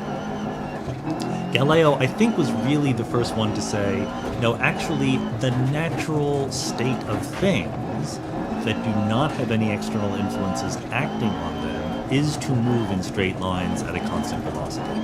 Again, even he didn't have things exactly right. He thought that there was sort of a circular kind of natural motion and a linear kind of natural motion. But okay, we're going to give him credit for this really important idea that if you didn't act on something that was moving in a straight line, it would just keep doing it. And then, of course, Isaac Newton was the one who really got it right in modern terms, and his great masterwork, the Principia Mathematica, was from 1687, I think, and that's where he basically wrote down what we now know as Newton's laws of motion. 1687, right? Yes, it is. On my notes here, that's what it says. So Newton's laws of motion, there's 3 laws, and the very first law is something that is moving in a straight line that has no forces acting on it is just going to continue moving in that straight line until something does act on it. And then the second law, which is the one that is all the work when you solve the equations and do your physics homework problems, is the one that says when you do act on it, here's how the thing accelerates. Acceleration being a deviation from motion at constant velocity. So Newton had the whole shebang there, but so there's good news and bad news here in terms of what they understood, Galileo and Newton. Galileo and Newton appreciated that things that were moving at a constant velocity would just keep moving, okay? They didn't quite have the words like momentum and energy. They certainly didn't have any systematic understanding of what was conserved. So conserved means there is some property. It's not a kind of stuff, right? Like momentum is not a fluid. You don't hand someone some momentum or some energy or something like that. You hand them some stuff, and the momentum or the energy is a characteristic. It's a property. Given the stuff and what it's doing, we can calculate an equation which will tell us how much momentum it has, how much energy it has, and so forth. But Galileo and Newton didn't really understand the differences between momentum and energy and all those things, even though Newton had the equations to do it. So in Newtonian mechanics, we don't just say things move at a constant velocity. We can actually define momentum quantitatively. It's mass times velocity. mv, if you want to do it symbolically, whereas there is kinetic energy, which is a different thing, which is also conserved in straight line motion, and that is 1/2 mass times velocity squared, 1/2 mv squared. So obviously, if the mass is constant and the velocity is constant, both of these things are conserved. The hard question is, are either one of them or both of them conserved really all the time, if you count all the things interacting with everything else in the universe? So it turns out that conservation of momentum is kind of easier to see than conservation of energy. So kinetic energy by itself is just not conserved when things interact with each other, because energy can take different forms and convert from one form to another while the total amount of energy is still conserved. That's why it actually tends to be harder to show empirically that energy is conserved, because you might not be sure that you've listed all the different forms that energy can have. So the classic example that's given in physics classes is elastic versus inelastic collisions. An elastic collision is one where both momentum and energy, kinetic energy, are explicitly conserved. So think about 2 billiard balls bouncing into each other, billiard ball, they come into each other, they smack off, and they go in some different direction.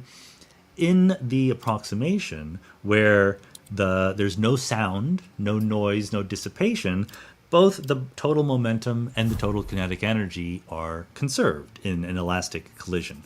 But we also have inelastic collisions, and that's sort of what you might guess.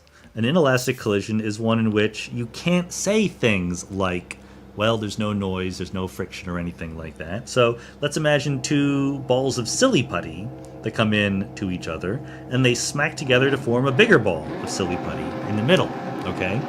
You could calculate the momentum of each ball of silly putty beforehand. It's a vector quantity, to be technical about it. And they could smack together, and you could calculate the momentum of the total big ball, and it would be the same. Momentum is conserved in this kind of collision. But the kinetic energy is not. Kinetic energy is just a vector. You just add it together. And it might be that if you had 2 equal mass balls of silly putty moving at the same velocity, they would come together, smack into each other, and just stop. Their velocity would go from 2 non-zero numbers to one number that was equal to 0. Clearly, the number that we call 1/2 mv squared, the kinetic energy, has changed. So what has happened? all that's happened is that the energy that was kinetic turned into some other kind of energy, right? It took energy to deform the silly putty. It got twisted, and it in fact would heat up a little bit in that process. So really, both energy and momentum are conserved, but it's easier to see that momentum is conserved. The person who figured this out was actually Émilie de Châtelet. And she was circa 1740, I think. So Émilie de Châtelet translated Newton's Principia into French. Now, to be honest, I'm not sure whether she translated from the original Latin or from an English translation, but she knew the math. She, in fact, went beyond what Newton had done and analyzed his equations, and she figured out that you could do an experiment. She's the one who figured out that both momentum and energy are conserved under the right circumstances. Again, I don't know the history very, very well, but what it came down to was dropping objects onto a surface that could deform and sort of absorb the energy. So like a clay surface or something like that, rather than a cement surface. And then you could show that the amount of deformation depended on 1/2 mv squared, on the energy that was contained there in the falling object. So she's the one who showed that both momentum and energy are conserved. They're not the only ones. There are other things that are conserved. Electric charge is conserved, right?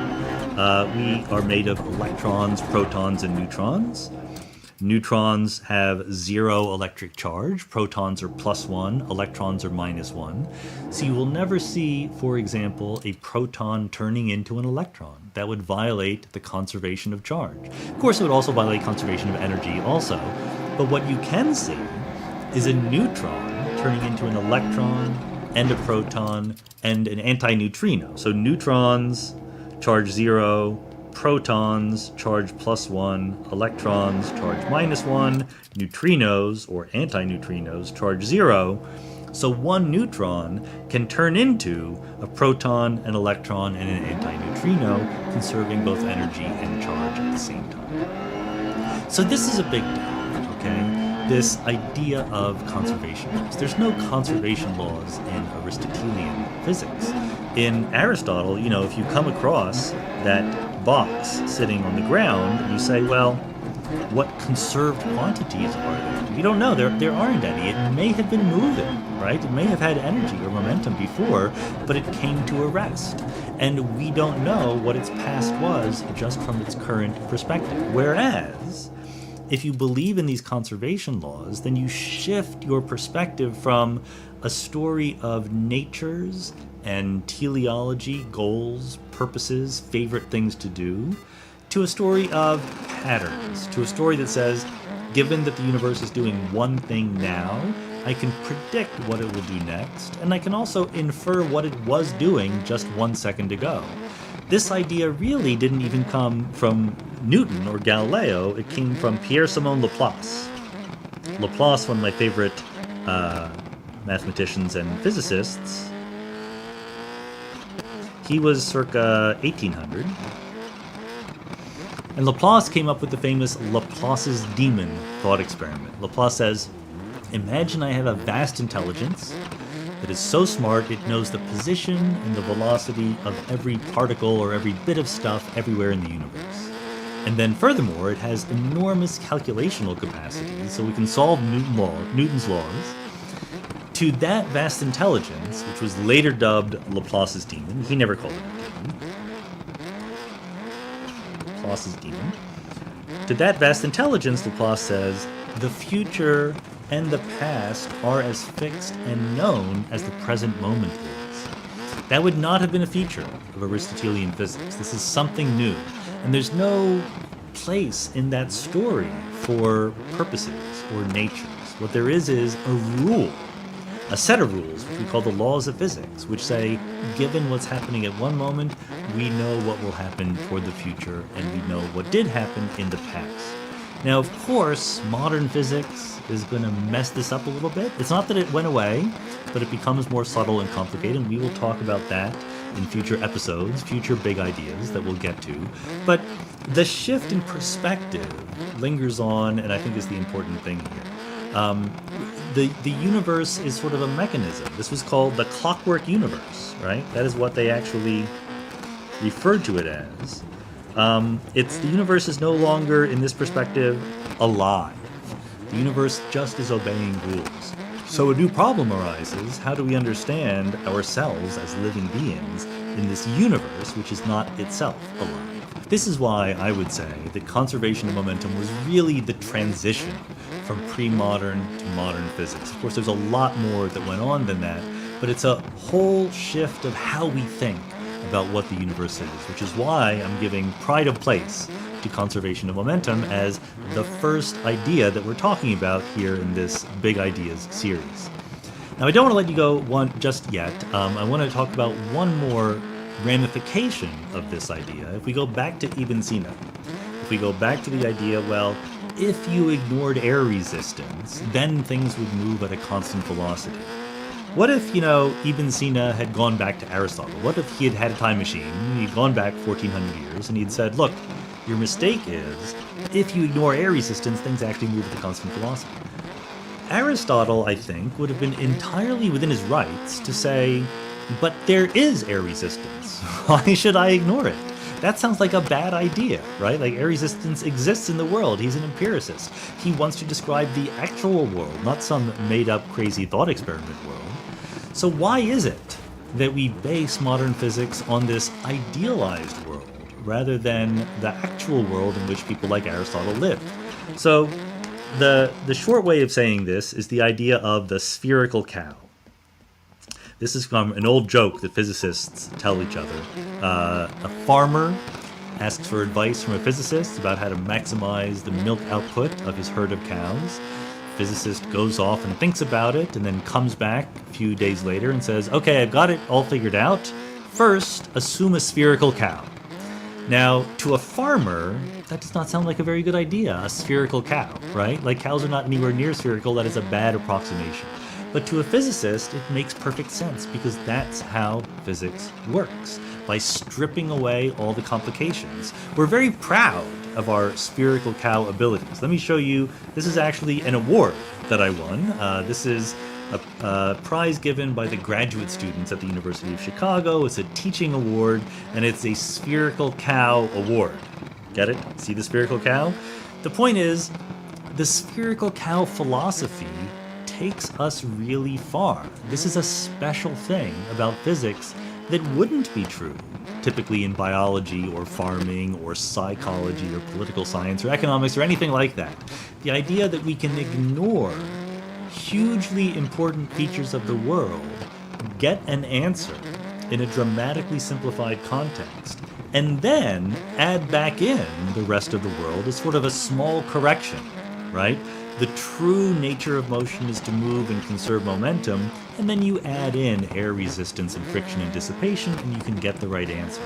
That is a technique that works in a wide variety of physics circumstances that just often isn't available when objects in the world are really talking to each other very strongly. Now, there's areas of physics, nonlinear dynamics and other areas, where objects do talk to each other very strongly, and you could not ignore the interactions.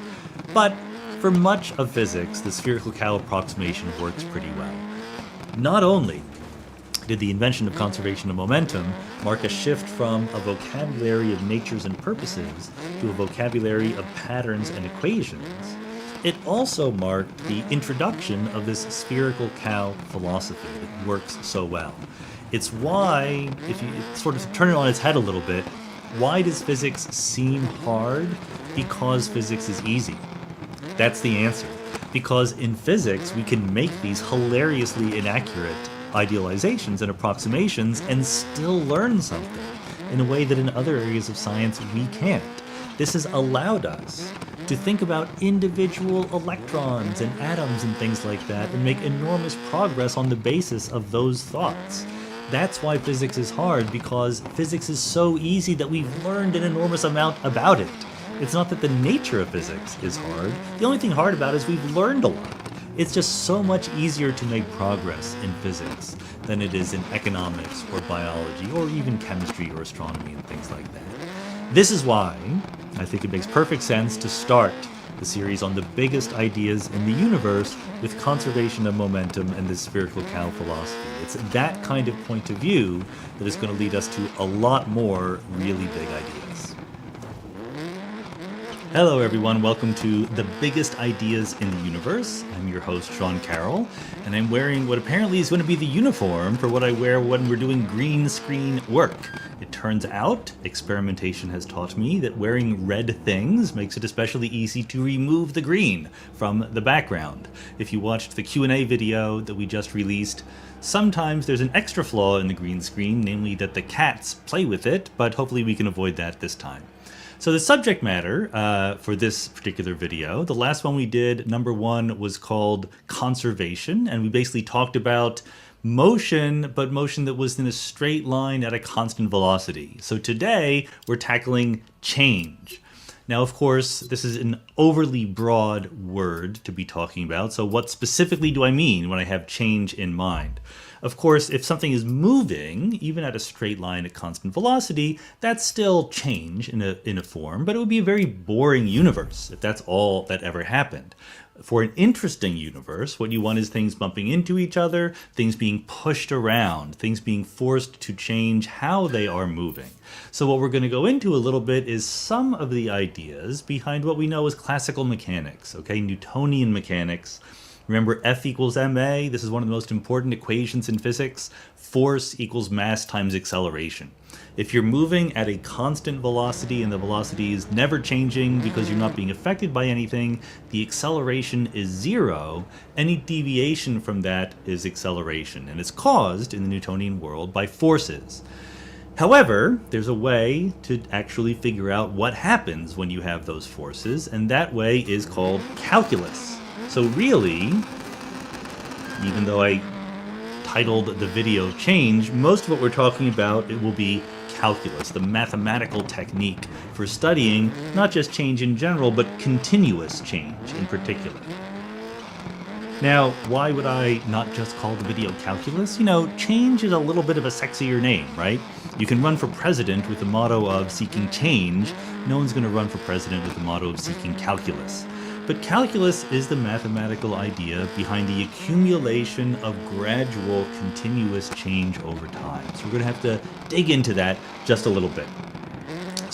But before we actually dig into it, let's see where we were. So Newton, right, 1600s. Newton, by the way, I'm sure you've heard this a million times already, Newton did most of his brilliant scientific and mathematical work during a quarantine, during a lockdown. There was the Black Plague that was going through Europe, and Cambridge University was shut down.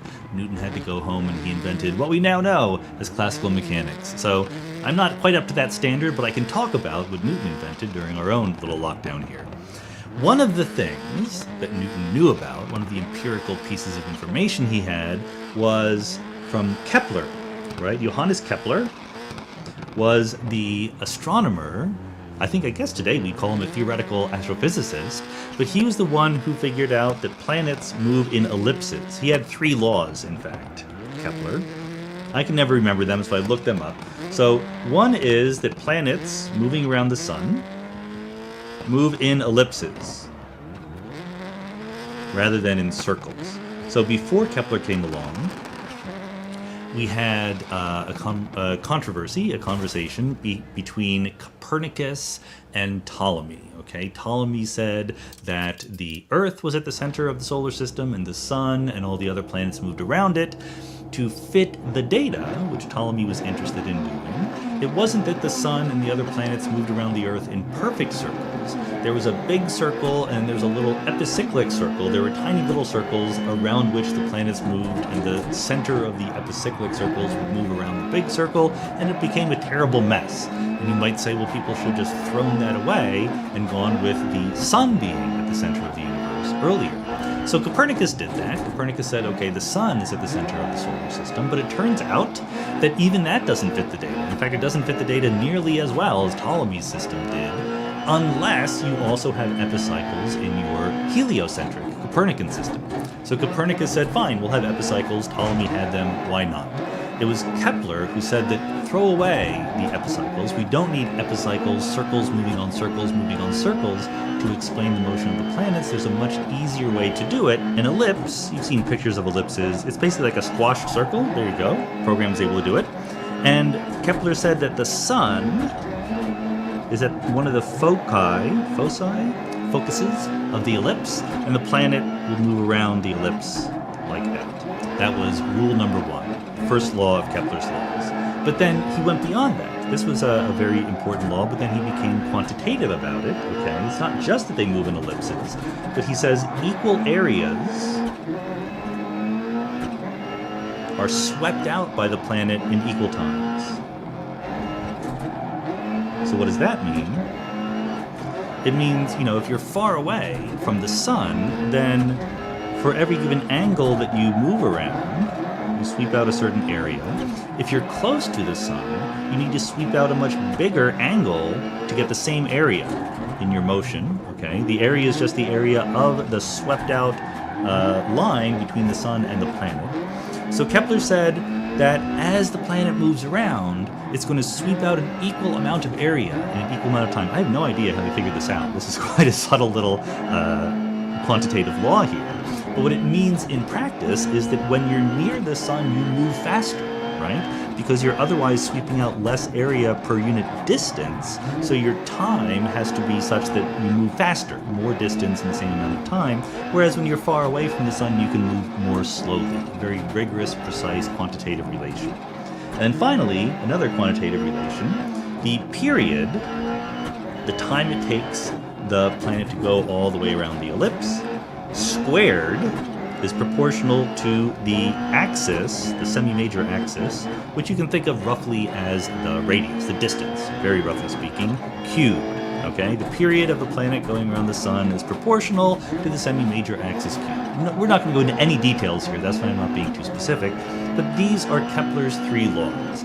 And it was controversial, but the idea of ellipses and these beautiful quantitative laws was certainly much more elegant and simple than all of the epicycles that Copernicus or Ptolemy could have boasted of. So people like Galileo were big fans, big boosters of Kepler, and by the time Newton came along, I think the people more or less understood this was what was going on.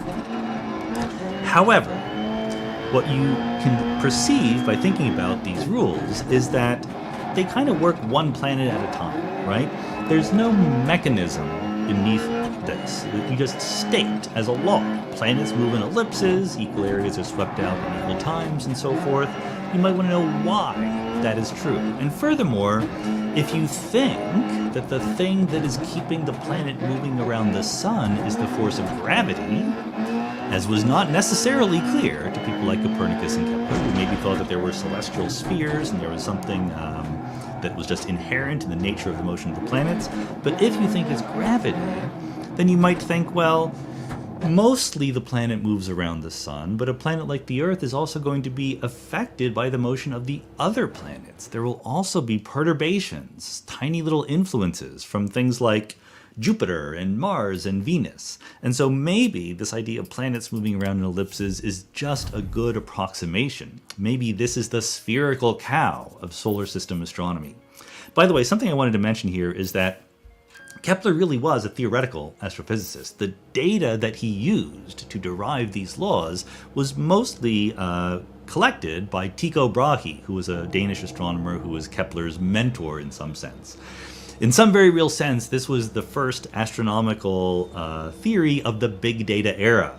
To Kepler, working in the 1500s or the 1600s, Tycho's observations would have represented what we would now call big data, just big collections. Like Tycho didn't even have a telescope. He just looked and very, very carefully figured out where on the sky each planet was at every different moment, and from that, Kepler was able to abstract these laws. Okay, but by the time Newton comes around, you think, this is probably just the result of some more fundamental underlying mechanism.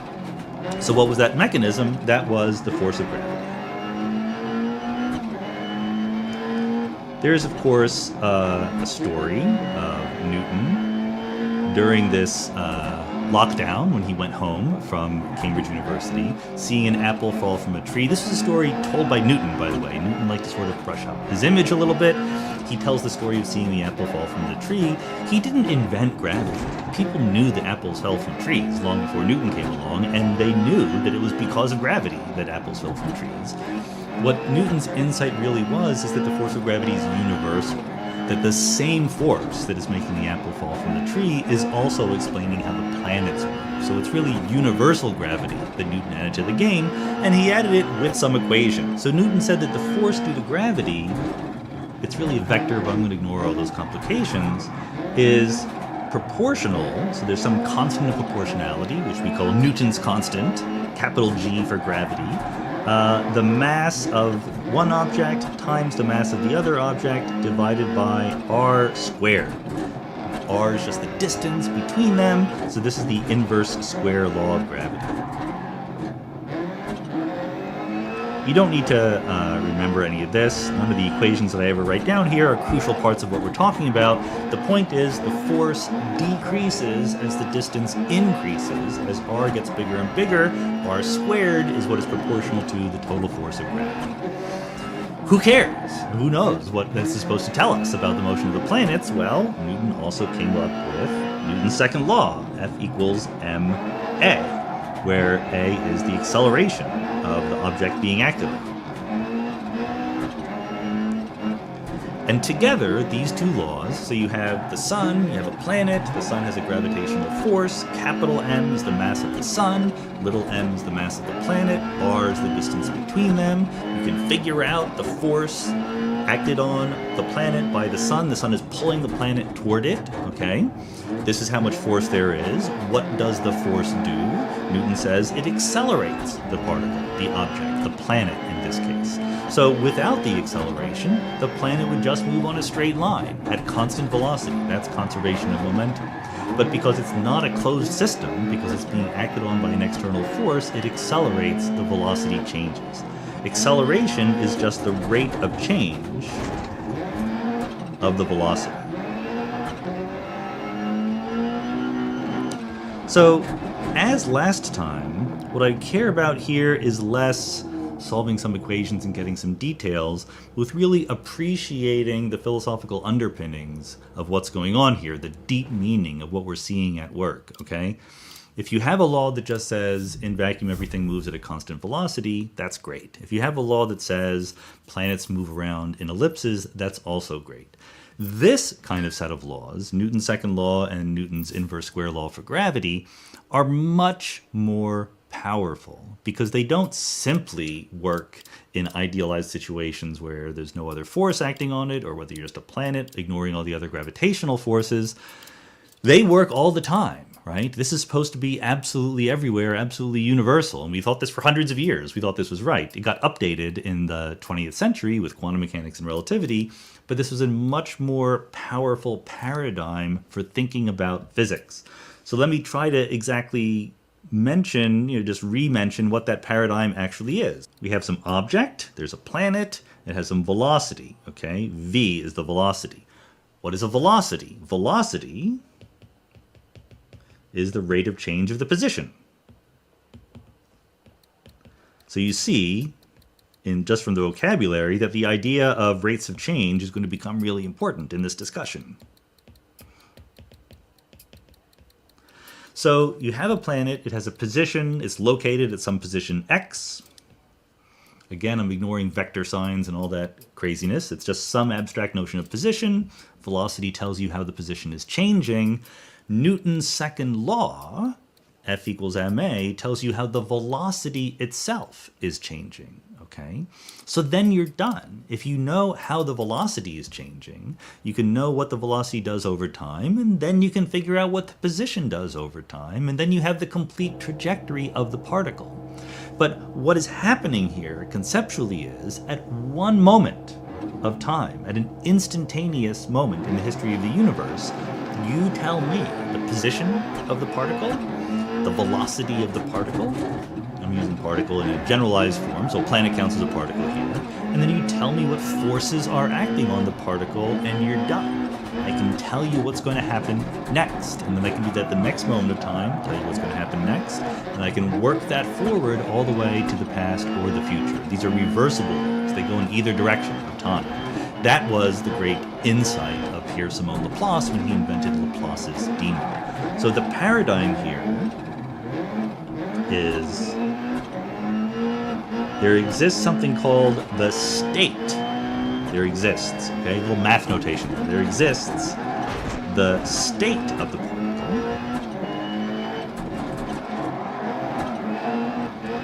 of the object, and that includes not just the position but also the velocity, and it exists at one instant of time.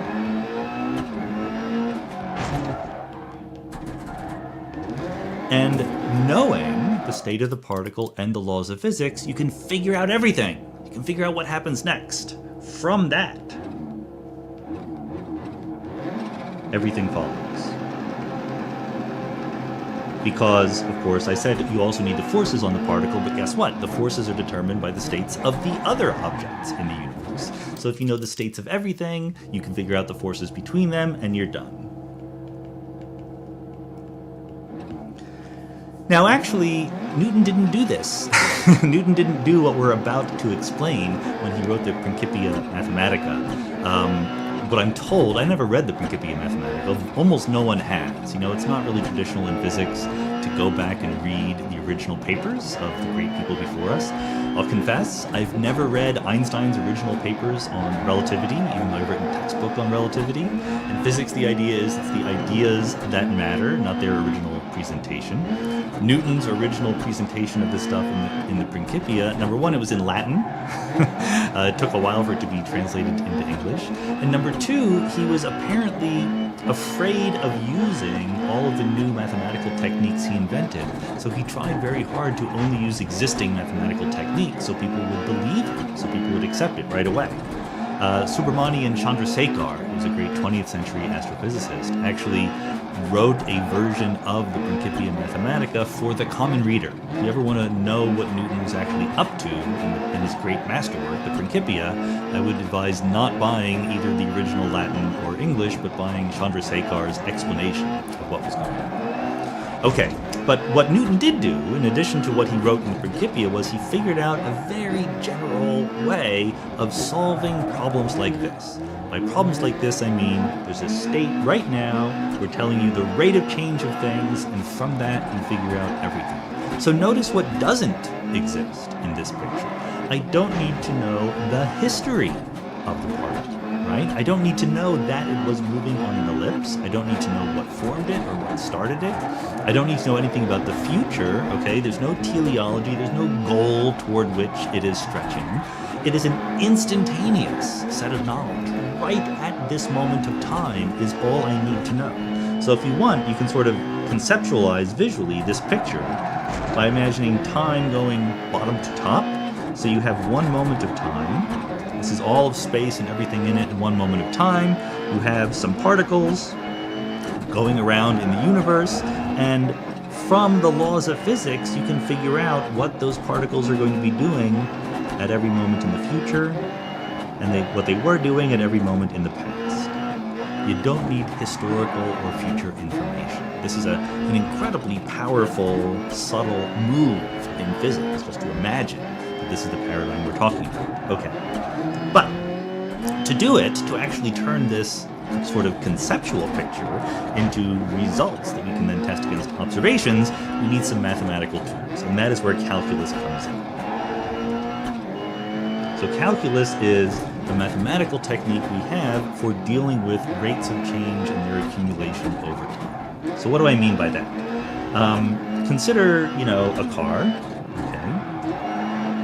I do not have any drawing skills, so here's my version of a car. Sorry about that. You have a car moving. Okay, this is just something we're familiar with these days. It has a position, x, and x changes over time, okay, because the car moves. You can move it forward, you can move it backward. We're just imagining a car moving down one road in a single direction, so you don't need to worry about turning left, turning right. That's when you would have to invent vectors and all that stuff, or at least X and Y and Z, etc. Here we just have a single variable, the position of the car changing over time. And you might think that, if you were to plot this, okay, look at this, check it out. I'm trying to use the capabilities of Notes Plus, which is my drawing software here. So you have time. I'm gonna make time go left to right. I'm gonna make X go up. It's a little weird, right? Because I just drew the car moving left to right for X, but just, follow along with me here because this will make the later discussion a little bit simpler. Here is the path of the car over time, and generally it'll be a mess, right? I mean, you'll do all sorts of things. You might stop for groceries, you might go back, you might just be on a joyride.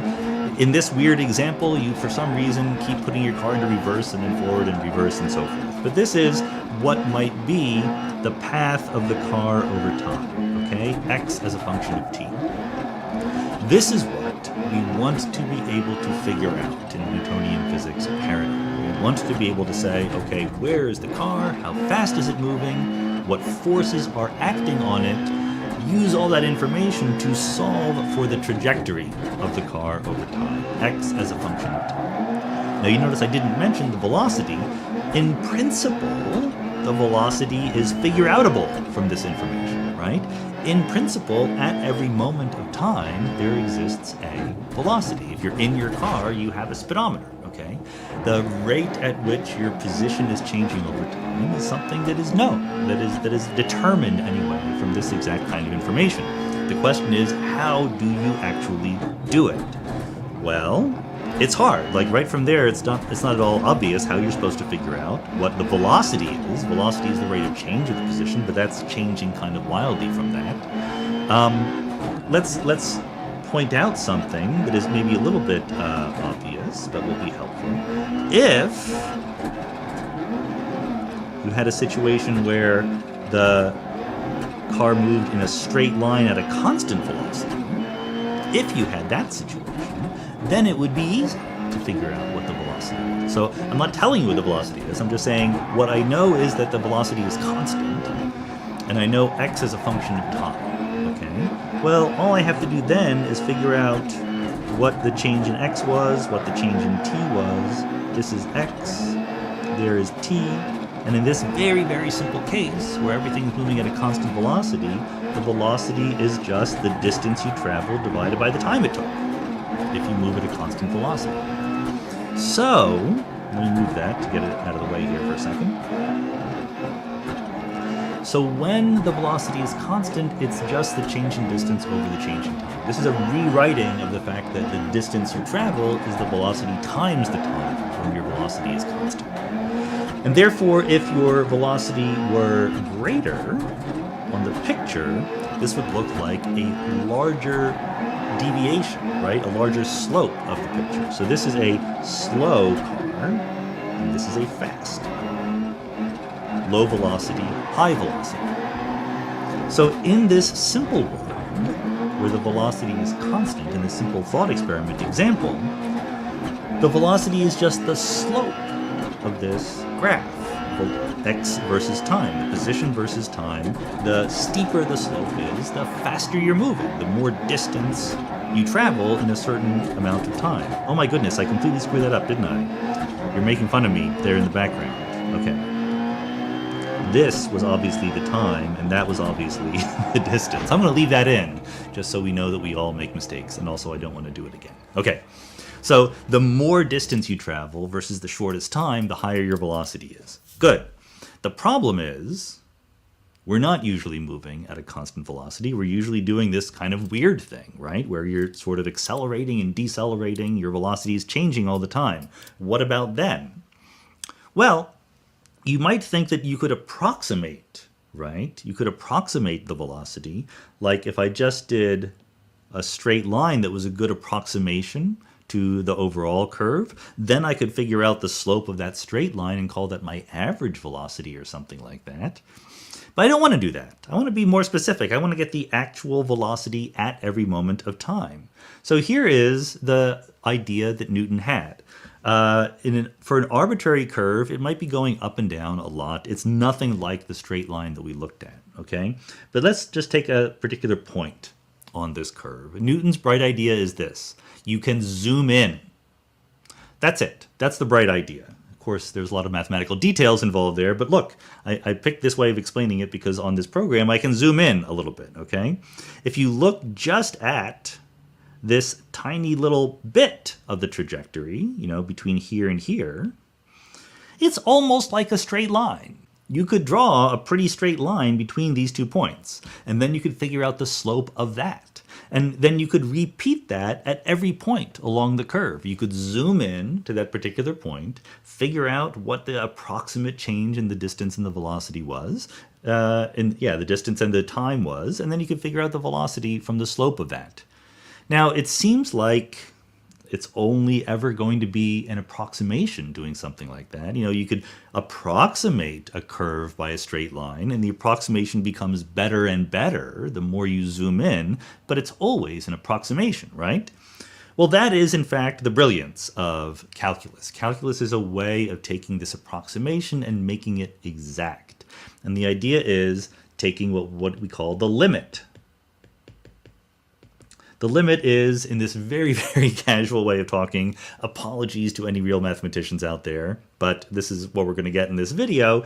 The limit is a way of infinitely zooming in.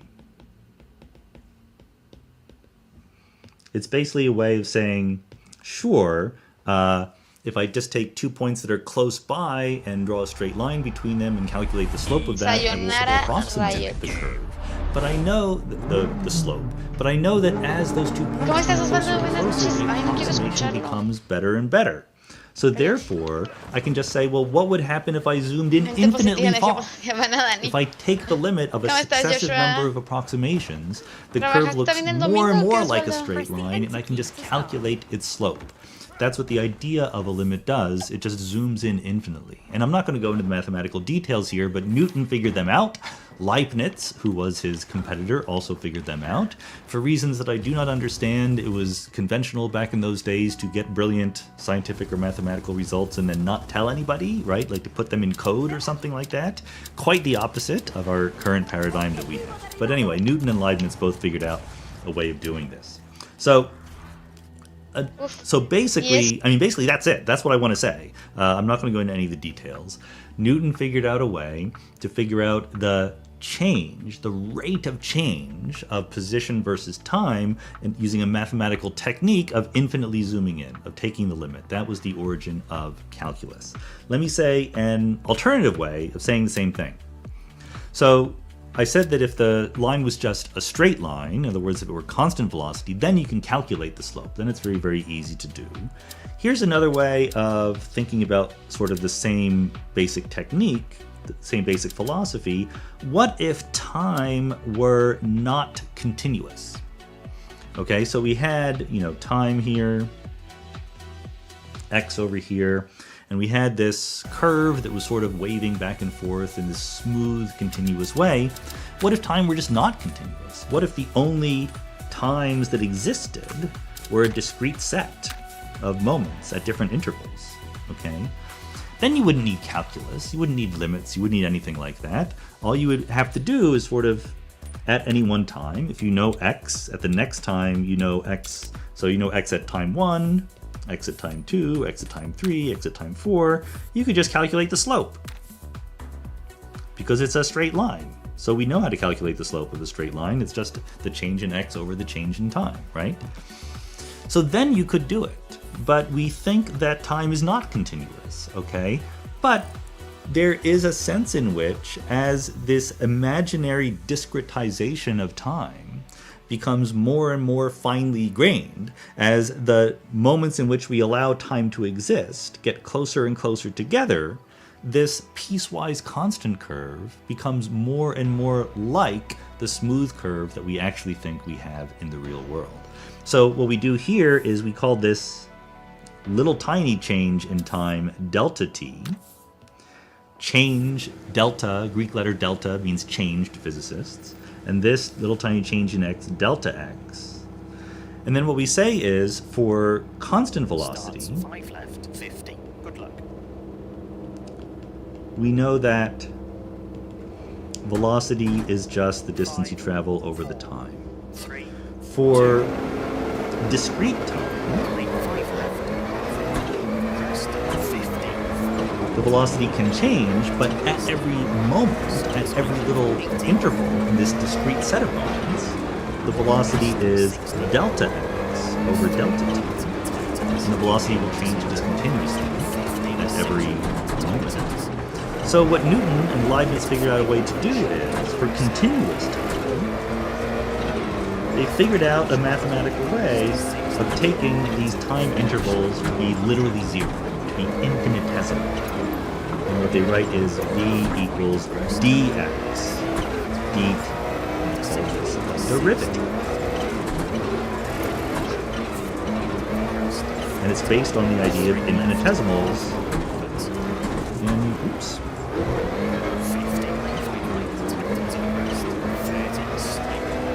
Because you have to work hard at this, right? I mean, you can take the limit as the time gets, the discretization of time gets smaller and smaller and smaller. So delta t gets smaller and smaller and smaller. But as that happens, guess what?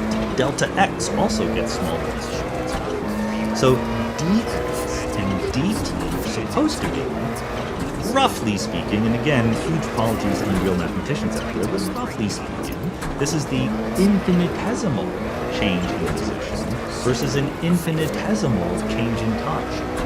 So in some sense, this is 0 divided by 0, because in an infinitesimal amount of time, you don't move at all, okay? But by taking the limit, you can resolve the fact that 0 divided by 0 doesn't really exist. So I'm going to erase this just because it's sort of bad form to have it there. Basically, you can think of this infinitesimals, this idea of limits, as making sense of 0 divided by 0 in this particular case. So that's what Newton and Leibniz did. They figured out a way to take crazy curves like this, if someone gave you the explicit form, x of t equals the cosine of t or something like that, there's a set of tools, a mathematical toolbox, for figuring out what the velocity is, or as we say in the lingo, for taking the derivative of that curve over time. Good. There's a couple more things I need to mention before your knowledge of calculus is more or less complete, with some mathematical niceties. I'm not going to tell you how to actually calculate any derivatives or anything like that, but that's the brilliance, that's the fun, that's the joy of doing calculus, so you totally should do it if you haven't done it already. The other thing is that you can go backwards. In other words, remember, why are we doing this? We're doing this because we are given a law of nature, F equals mx, force is mass times acceleration. We know what the force is, okay? So we can figure out what the acceleration is. We want to use the acceleration to get the velocity, and then use the velocity to get the position. What I just taught you was how to use the position as a function of time to get the velocity. But we want to go backwards. If we were given the velocity over time, could we figure out what the position was over time? I'm checking now, the Taliban has not actually messed up with the green screen. Again, if the green screen is varying, that's because there's a kitty out there playing with it, but he seems to be peaceful. So Taliban, let us know to appear. Does Taliban want to appear?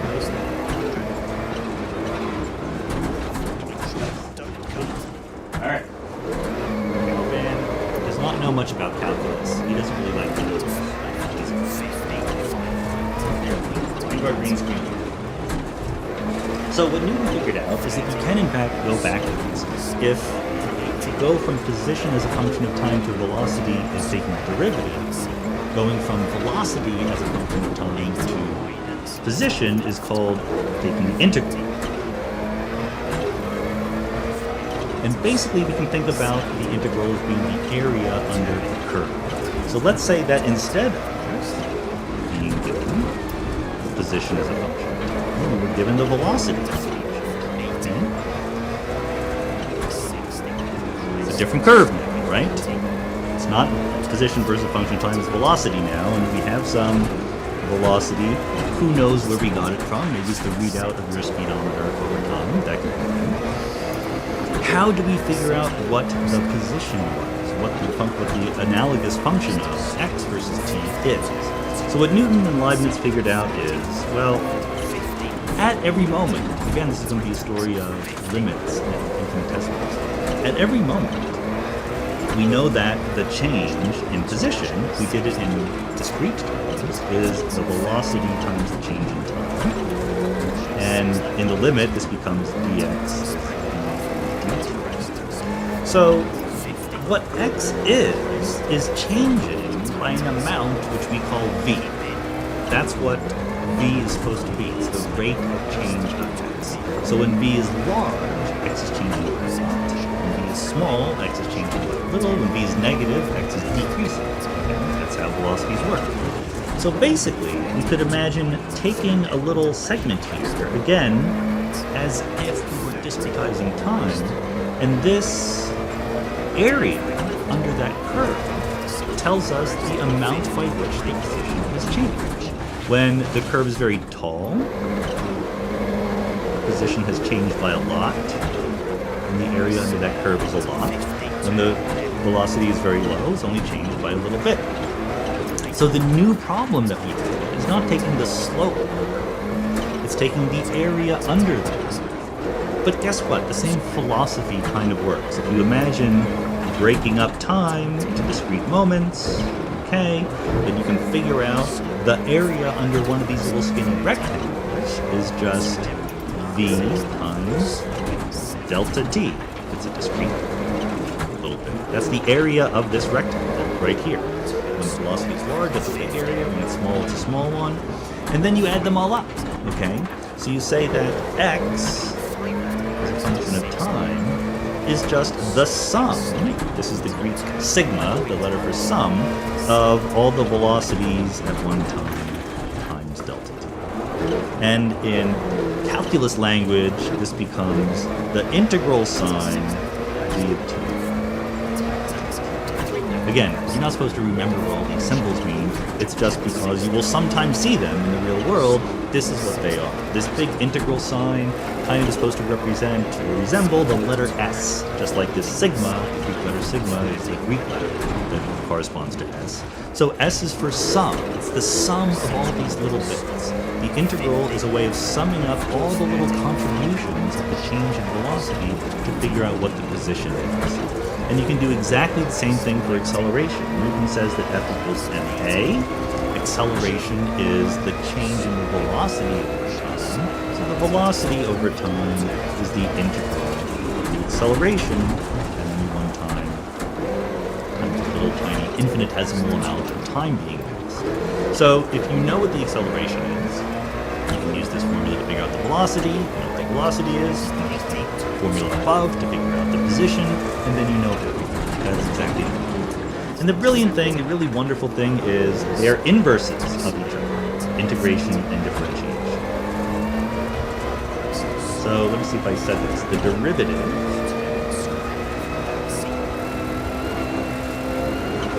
of the integral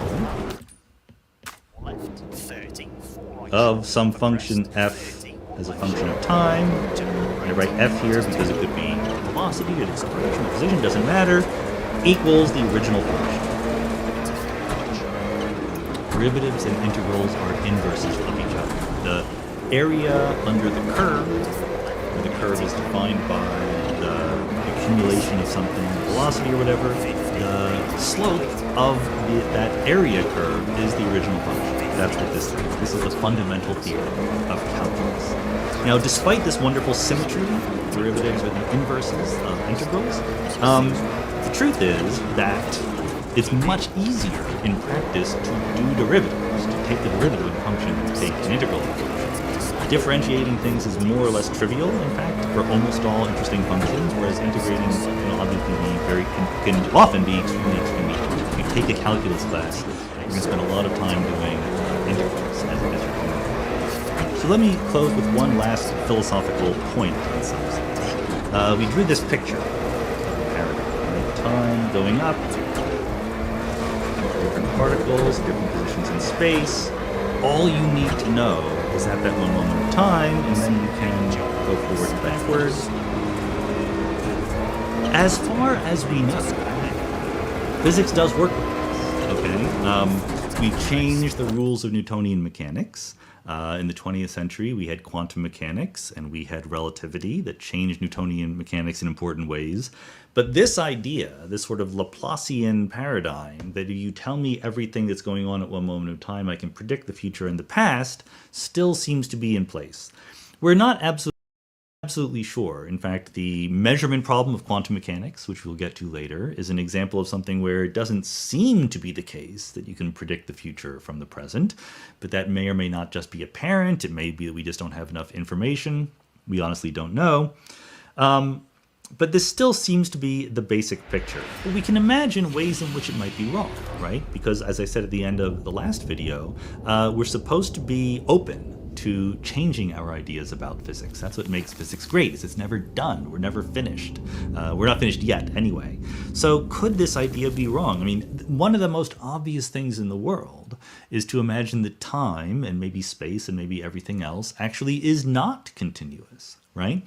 Once Newton and his contemporaries introduced the idea of limits and the idea of calculus into the mathematical vocabulary, it became very controversial. Right? It was not at all clear that this was sensible math that was going on.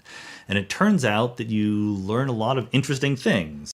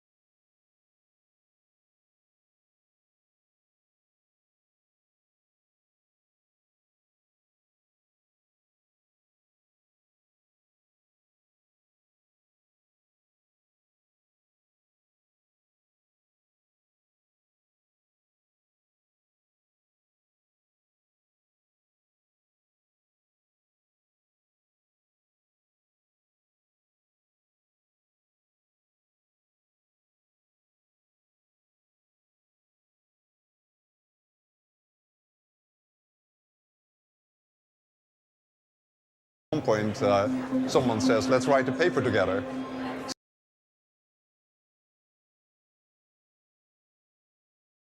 Agents where ordinary observers could not exist because the parameters are not right, but Boltzmann brains could exist. But the whole point